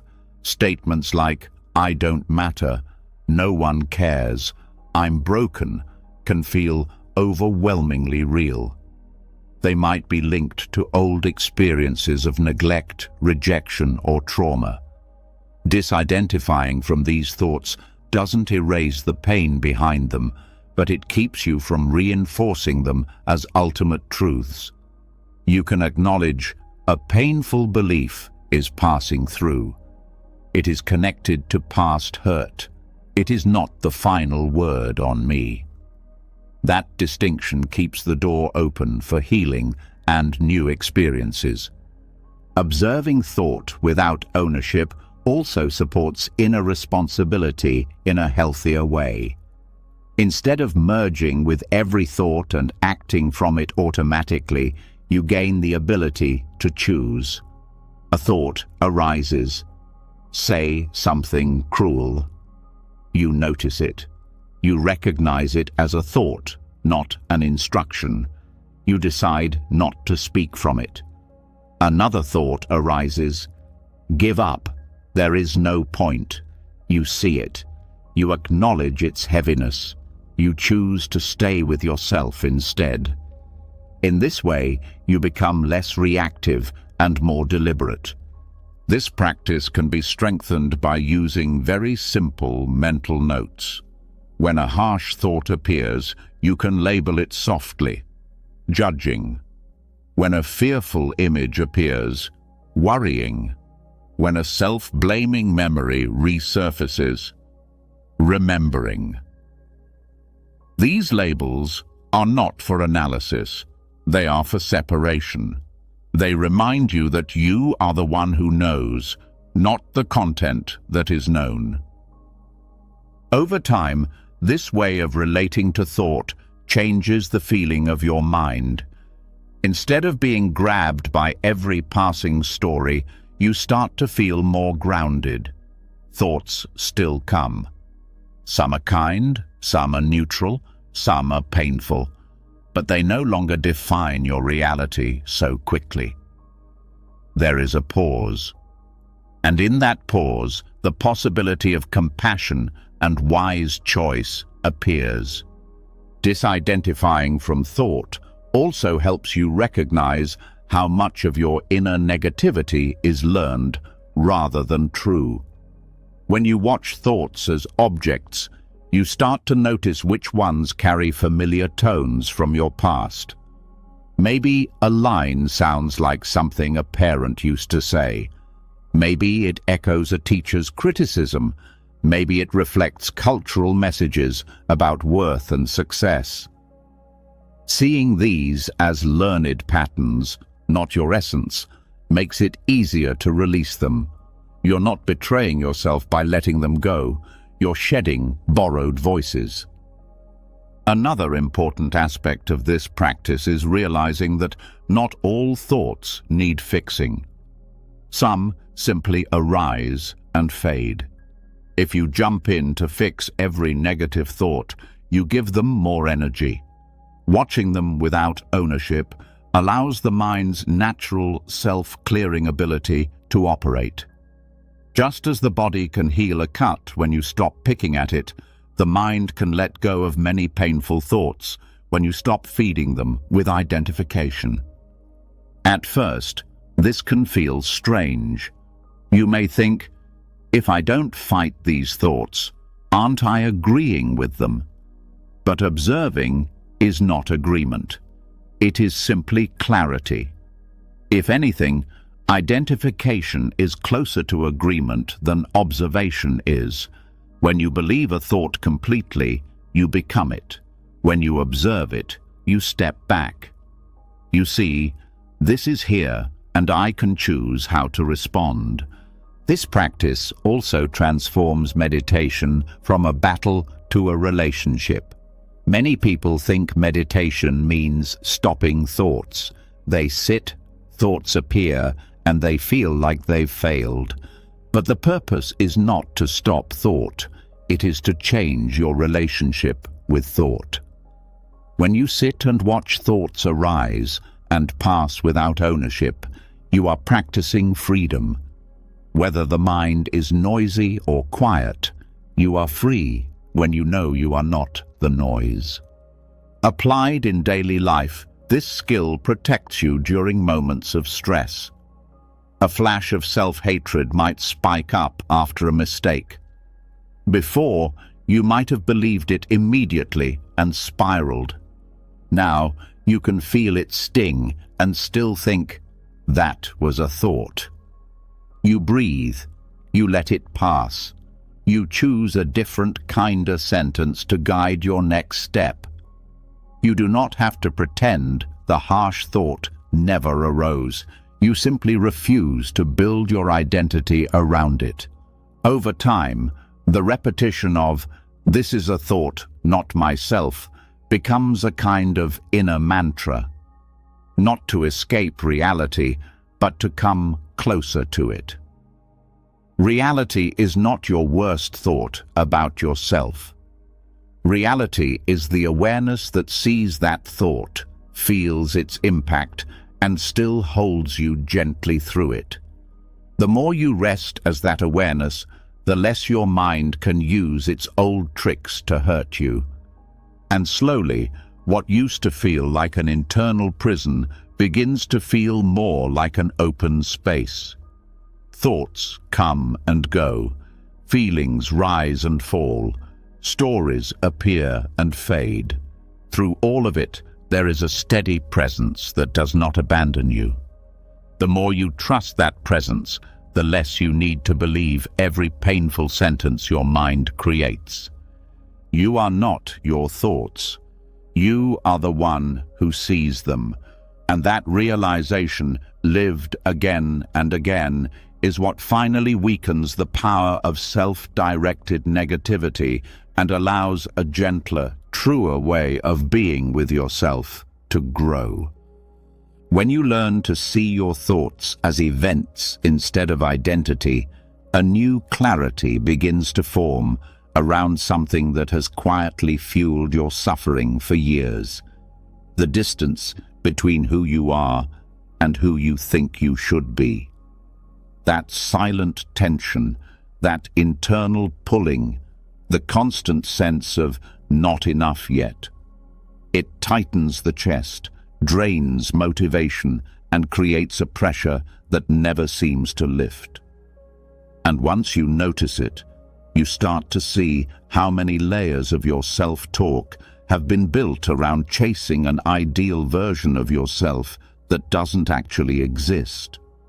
This is where the path turns again, toward closing the painful gap between the real you and the imaginary you your mind has been punishing you for not becoming. There is a moment when you realize that most of your self-judgment comes not from your actions, but from your expectations. The mind builds an image of who you should be: calmer, stronger, more confident, more productive, more disciplined, more successful, more enlightened. And everything you do is measured against this invisible figure. But the more you chase this ideal self, the further away you feel. No amount of achievement satisfies it, because the ideal shifts every time you grow.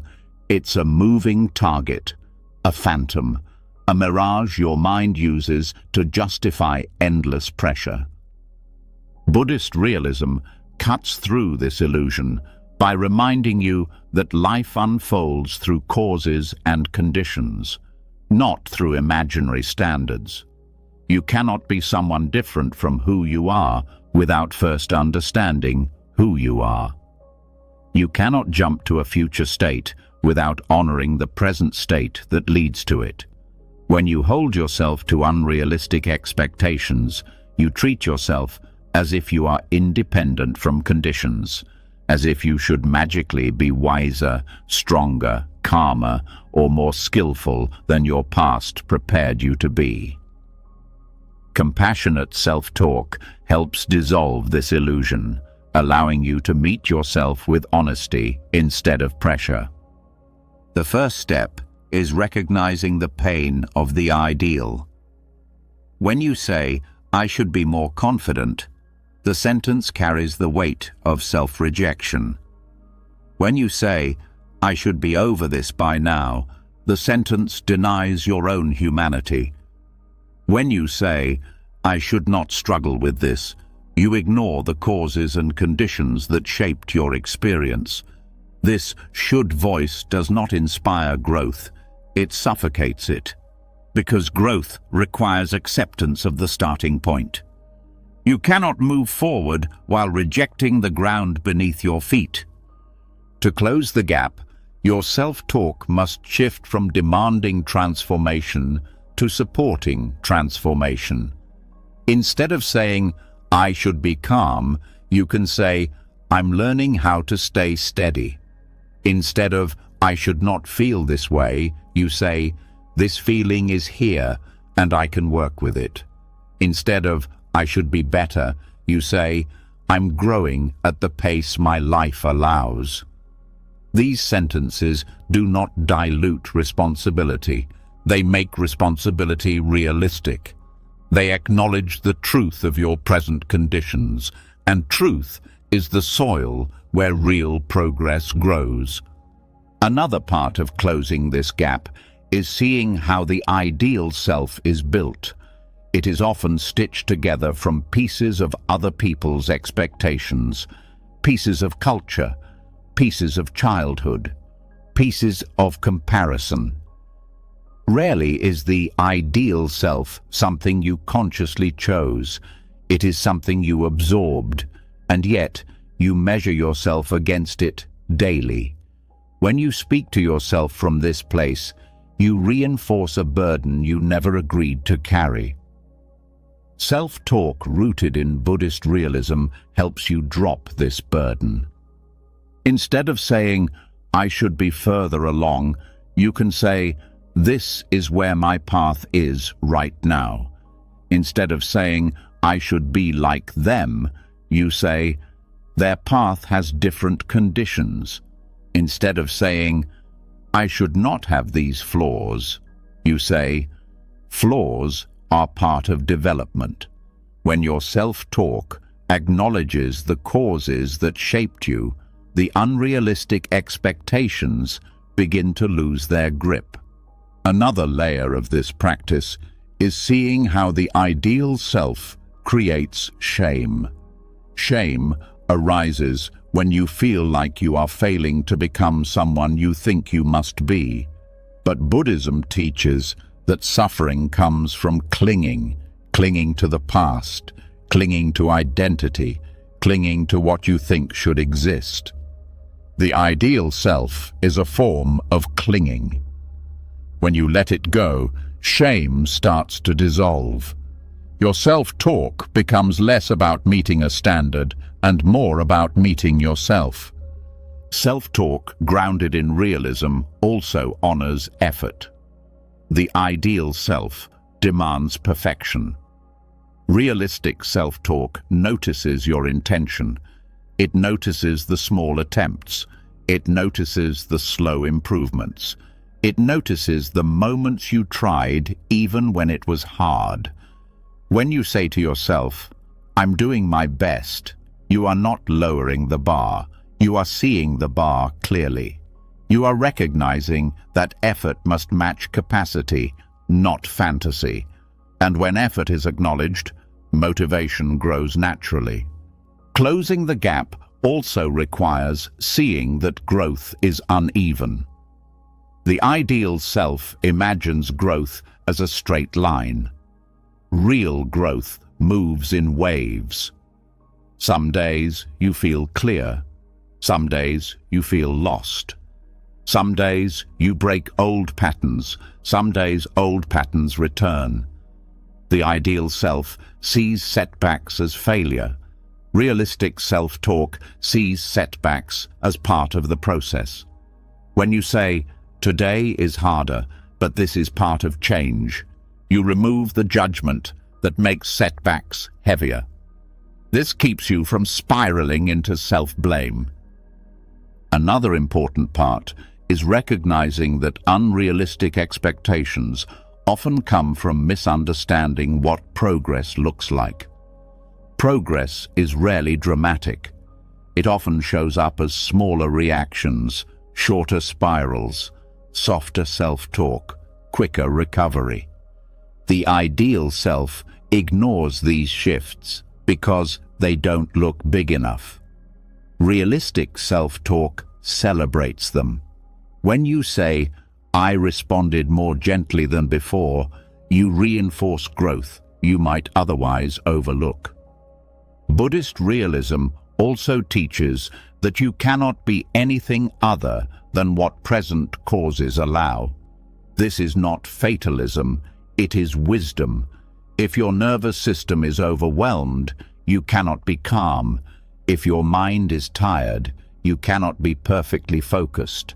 If your emotions are wounded, you cannot be flawlessly compassionate. Self-talk grounded in this understanding gently reminds you, I cannot skip steps. Healing and growth take time. This perspective naturally reduces self-judgment, because judgment thrives on the belief that you should be different than your conditions allow. Once you see this as unrealistic, the judgment loses its force. You stop asking the impossible of yourself. Closing the gap also means seeing how much of your suffering comes from internal comparisons. You compare the real you to a fantasy you. The fantasy always wins. Realistic self-talk dissolves this habit by shifting the focus to the present moment. What can I do right now with the tools I have? This question replaces the painful comparison with practical compassion. Another part of closing the gap is speaking to yourself with encouragement instead of pressure. Encouragement is active. It helps you move forward. Pressure is heavy. It paralyzes you. When you say, "Keep going one small step," your body relaxes. When you say, "Why aren't you there yet?" your body tightens. Encouragement opens the path. Pressure blocks it. Realistic self-talk also helps dissolve the illusion of the perfect self. The ideal version of you would never feel insecure, never feel afraid, never feel uncertain. But Buddhism teaches that even enlightened beings experience emotion. The difference is awareness, not elimination. When you remind yourself, emotions don't make me flawed, you close the gap between your humanity and your expectations. Another crucial layer is acknowledging that the should-be voice often carries the echo of external judgment. It might sound like a parent who demanded success, a teacher who expected perfection, a society that values constant achievement. When you speak realistically to yourself, you begin separating your own voice from these inherited ones. You begin reclaiming your inner world. Closing the gap also requires speaking to yourself in a way that matches your current life, not an imagined future life. Telling yourself you should meditate an hour a day when you're overwhelmed only sets you up to fail. Realistic self-talk says, "What is manageable for me today?" This flexibility prevents burnout and builds consistency. Another layer of realistic self-talk is acknowledging your needs without guilt. The ideal self thinks needs are weaknesses. Realistic self-talk understands that needs are part of being alive. When you say, "I need rest," instead of "I shouldn't be tired," you treat yourself with compassion instead of denial. Realistic self-talk also helps you dismantle the idea that you must earn your own kindness. The ideal self says, "I'll be kind to myself when I meet my standards." Realistic self-talk says, "I need kindness now so I can grow." This reverses the harmful cycle that keeps you chasing approval inside your own mind. Another powerful part of this practice is recognizing that the you who wants to grow and the you who struggles are not enemies. They are both trying to move you forward. One tries through vision, the other tries through survival. Realistic self-talk unites them by acknowledging both your longing and your limitations. This balanced dialogue might sound like, "I want to become that version of myself someday, and right now, I'm growing slowly." Both are true. When both truths are held, the internal conflict quiets. You stop fighting yourself. Eventually, as you practice self-talk rooted in Buddhist realism, the gap between who you are and who you should be begins to shrink, not because you forced yourself into an ideal, but because you stopped pushing yourself away. You stopped attacking yourself for not being a fantasy. You started walking with yourself instead of chasing yourself. And in that companionship, real growth becomes possible.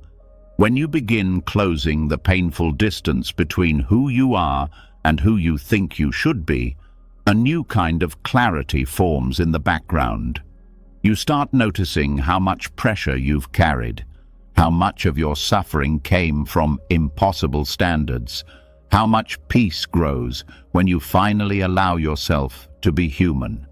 And right when this softness begins to take root, something subtle can sneak in, a quiet shift where the mind begins using self-improvement, not as a path to kindness, but as a new way to strengthen the ego. The harsh voice softens, but another voice rises, dressed in positivity, wisdom, and even spirituality. It speaks not to heal you, but to elevate you above others, or to make you feel superior to your old self. This is the subtle trap. When positive self-talk becomes ego's new mask, a form of spiritual materialism disguised as growth.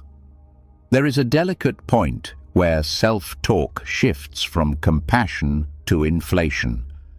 At first, you use kind words to support yourself through challenges, but eventually the mind may begin using those same words to create a new identity. An identity that sounds peaceful, but is actually attached to being special, enlightened, wise, or above the struggles you used to face. This shift is so quiet, most people don't notice it. It feels empowering at first, but it secretly creates tension. Because every time you slip, every time you feel human, every time an old pattern returns, the inflated identity cracks, and the mind responds by rebuilding it, stronger, more polished, more spiritual, instead of dissolving the need for identity altogether. Self-talk becomes ego-driven when it moves from "I am growing" to "I must prove I am growing." When your inner voice starts creating narratives like "I'm wiser than others," "I'm more awakened," "I don't struggle like ordinary people," or "I am above these emotions," the tone shifts from compassion to comparison. This is not growth. It is ego hiding behind spiritual language. The ego's favorite trick is to use whatever you give it. If you feed yourself shame, it will build an identity around being broken. If you feed yourself harshness, it will build an identity around being not enough. And if you feed yourself spiritual phrases without awareness, it will build an identity around being superior. This is why Buddhist teachings always warn against spiritual materialism, the habit of turning the path itself into something you possess. It is like using wisdom to polish a mirror you still believe is you. Positive self-talk becomes harmful when it becomes a measurement. When you start thinking you're only valuable if you stay positive, only spiritually advanced if you never react, only worthy if you never feel jealousy, anger, or insecurity. These expectations are simply the old perfectionism wearing a new robe. They recreate suffering while pretending to remove it. True compassion doesn't place you above anyone, not even the version of yourself who still struggles. True compassion does not need superiority. It does not need titles like evolved or awakened. It needs honesty. It needs humility. It needs sincerity. When you speak to yourself from compassion, the words feel freeing.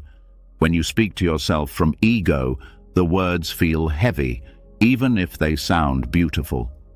One of the clearest signs that positive self-talk has become ego-driven is when you use it to avoid your real feelings. Instead of acknowledging sadness, you jump to, "I'm grateful for everything."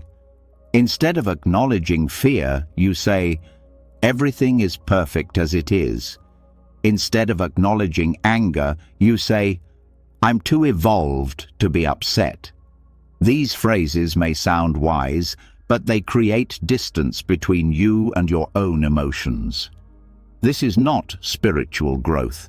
It is emotional avoidance.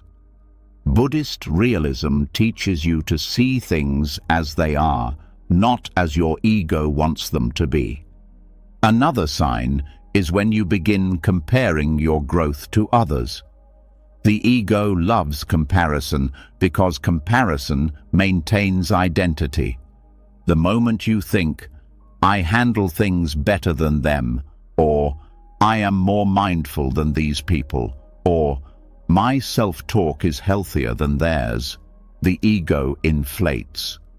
The path becomes a competition instead of a liberation.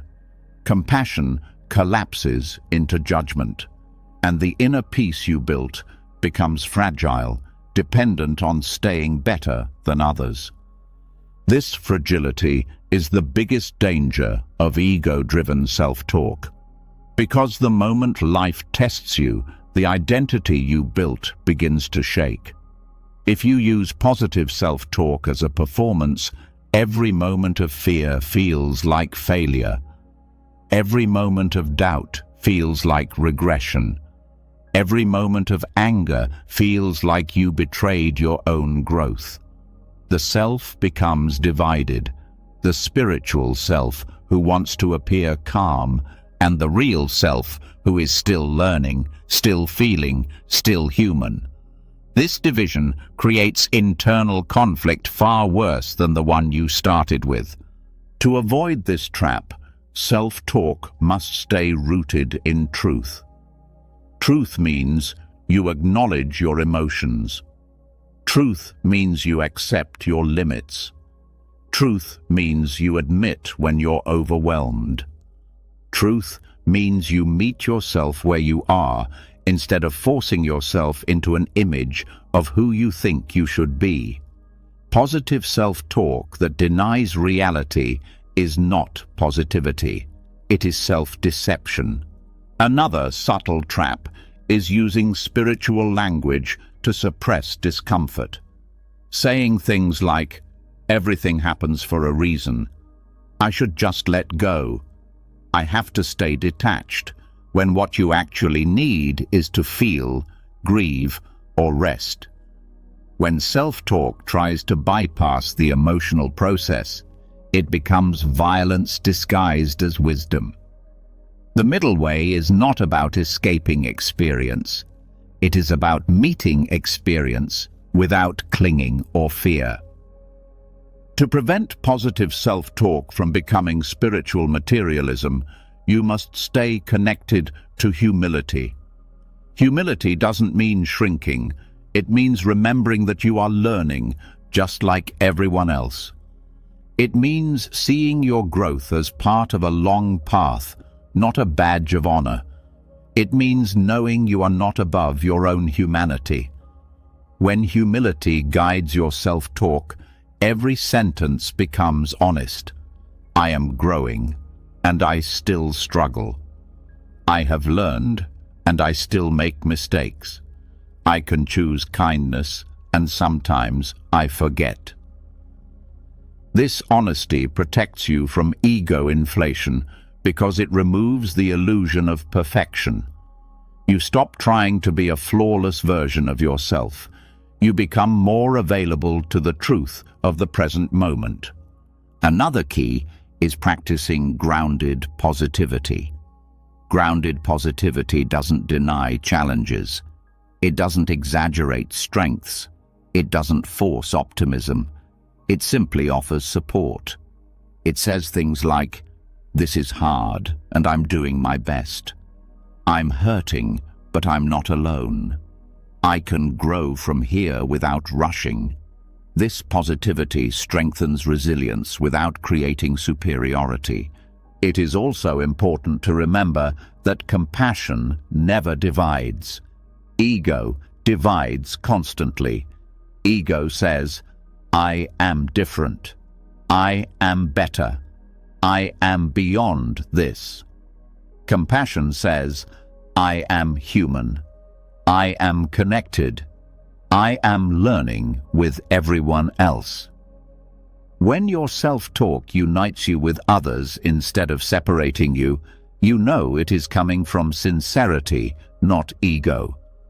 Another way to avoid the trap is to focus your self-talk on process rather than identity. Identity statements like "I am wise" or "I am awakened" lock you into rigid standards.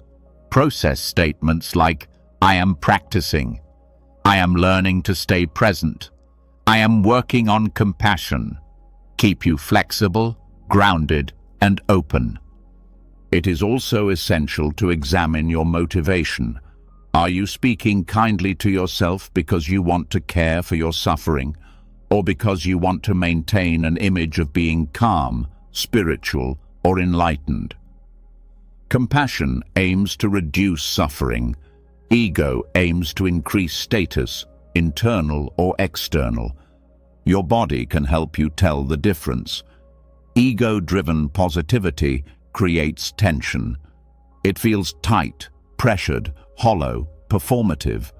Compassion-driven positivity feels warm, spacious, steady. It softens the breath. It calms the chest. It feels true.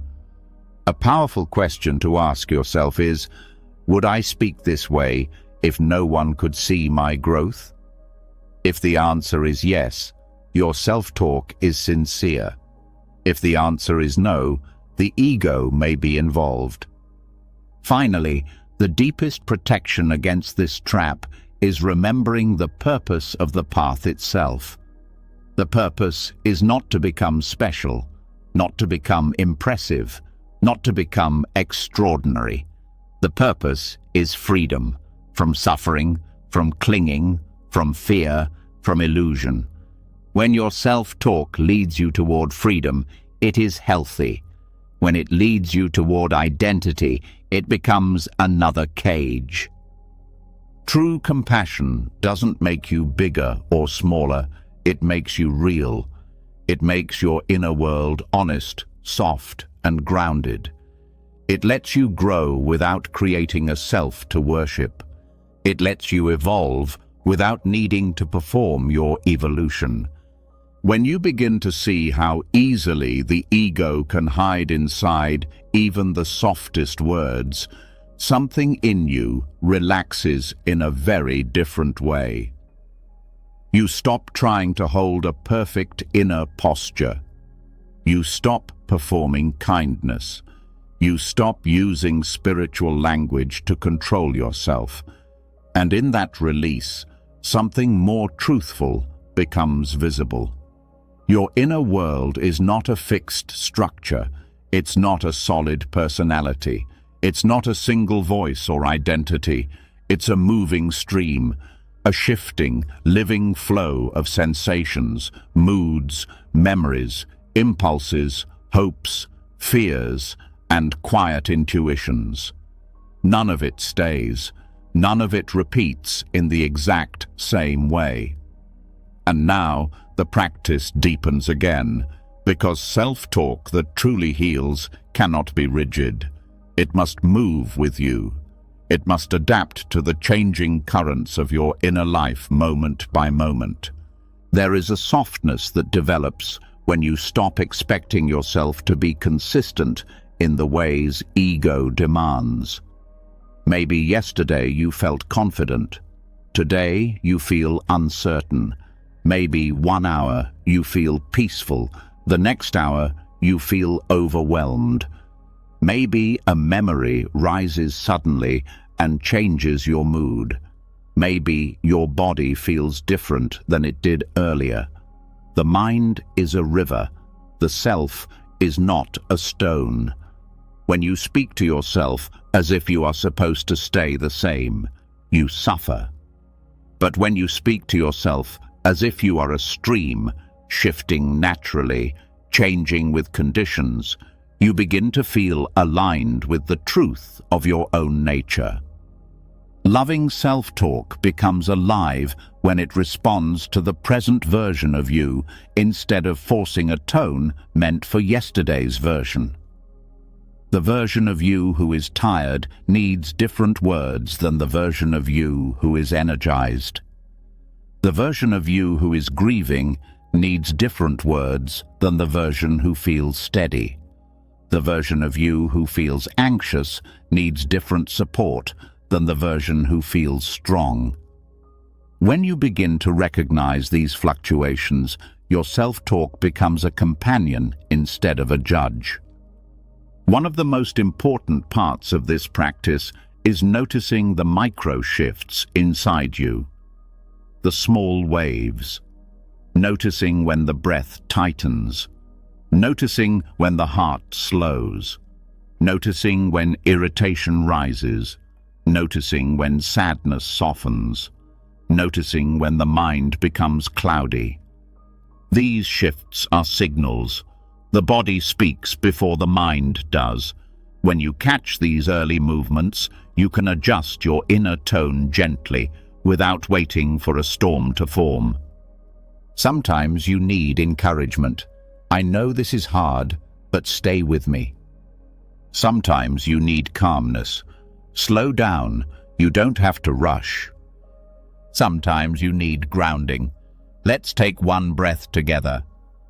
Sometimes you need permission. It's okay to feel like this.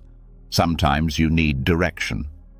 One small step is enough right now. Sometimes you need softness. You're hurting. I'm here. Sometimes you need clarity. This thought is not the whole truth. The skill is not memorizing the phrases. The skill is sensing which tone fits the current state of your mind. The more awareness you bring to the present moment, the easier this becomes. You begin to sense what the mind needs the way a caring parent senses what a child needs. Not out of obligation, not out of force, but out of attunement. Attunement is the heart of loving self-talk. It is the ability to feel where you are right now and respond with kindness instead of habit. To speak to yourself as a continuously changing stream of consciousness, you must drop the idea that there is a single correct way to talk to yourself. Some days, compassion feels nourishing. Other days, it feels too tender, and you need grounding instead. Some days, positivity feels supportive. Other days, it feels dishonest, and what you really need is honesty. This hurts, and it's okay to admit that. Loving self-talk adapts. It doesn't impose. A rigid script of kindness becomes useless if it doesn't meet the reality of your state. If you feel exhausted and your self-talk says, "You're doing great, stay positive," you may feel disconnected. But if it says, "You're tired, let's move slowly," something in you unclenches. You feel met instead of managed. Loving self-talk is the art of saying to yourself what truth and compassion would say in this exact moment. Not what a spiritual book says, not what a motivational quote says, not what yesterday's you needed, but what right now asks for. This practice also helps dissolve internal resistance. Resistance arises when your inner state and your self-talk don't match. If you're overwhelmed and your self-talk demands productivity, resistance grows. If you're sad and your self-talk demands positivity, resistance grows. If you're scared and your self-talk demands bravery, resistance grows. But if your words match your state, gently, honestly, resistance lowers. The inner world opens. Healing happens faster because nothing inside you is being denied. Speaking to yourself as a changing stream also teaches you humility. You realize you cannot control your inner world with force. You cannot force yourself to feel confident. You cannot force yourself to be peaceful. You cannot force fear out of your body. But you can accompany yourself through each shift. You can stay present. You can respond to yourself skillfully. This companionship is far more powerful than inner dominance. Another important aspect of this practice is recognizing that your consciousness is influenced by many causes: sleep, food, hormones, memories, weather, social interaction, unresolved emotions, physical tension, past experiences, and the simple unpredictability of being human. When you speak to yourself as if you are supposed to rise above all these conditions, you create suffering. When you speak to yourself with the understanding that conditions shape your inner life moment by moment, compassion becomes natural. Instead of, "Why am I like this today?" you say, "Something in me needs care today." Instead of, "I was fine yesterday, why not now?" You say, "Today has its own conditions." Instead of, "I shouldn't feel this way," you say, "This feeling belongs to this moment." This shift reduces self-blame because you stop treating the inner world as a personal flaw. You start seeing it as a flowing process. This flowing nature also means you can let go of stories quickly. If anger rises, you don't need to build an identity around it. If sadness appears, you don't need to fear its permanence. If insecurity surfaces, you don't need to make it mean something about your worth. You simply adapt your inner voice to meet the moment. This is here now, and it will change. Speaking to yourself as a stream also prevents attachment to positive states. Many people cling tightly to moments of confidence or peace. When those states fade, they panic. They think something is wrong. But when you view consciousness as a river, you stop clinging. You can enjoy the peaceful moments without expecting them to remain. And when difficult moments come, you can meet them with steadiness, knowing they won't stay either. One of the deepest benefits of this practice is learning emotional fluidity.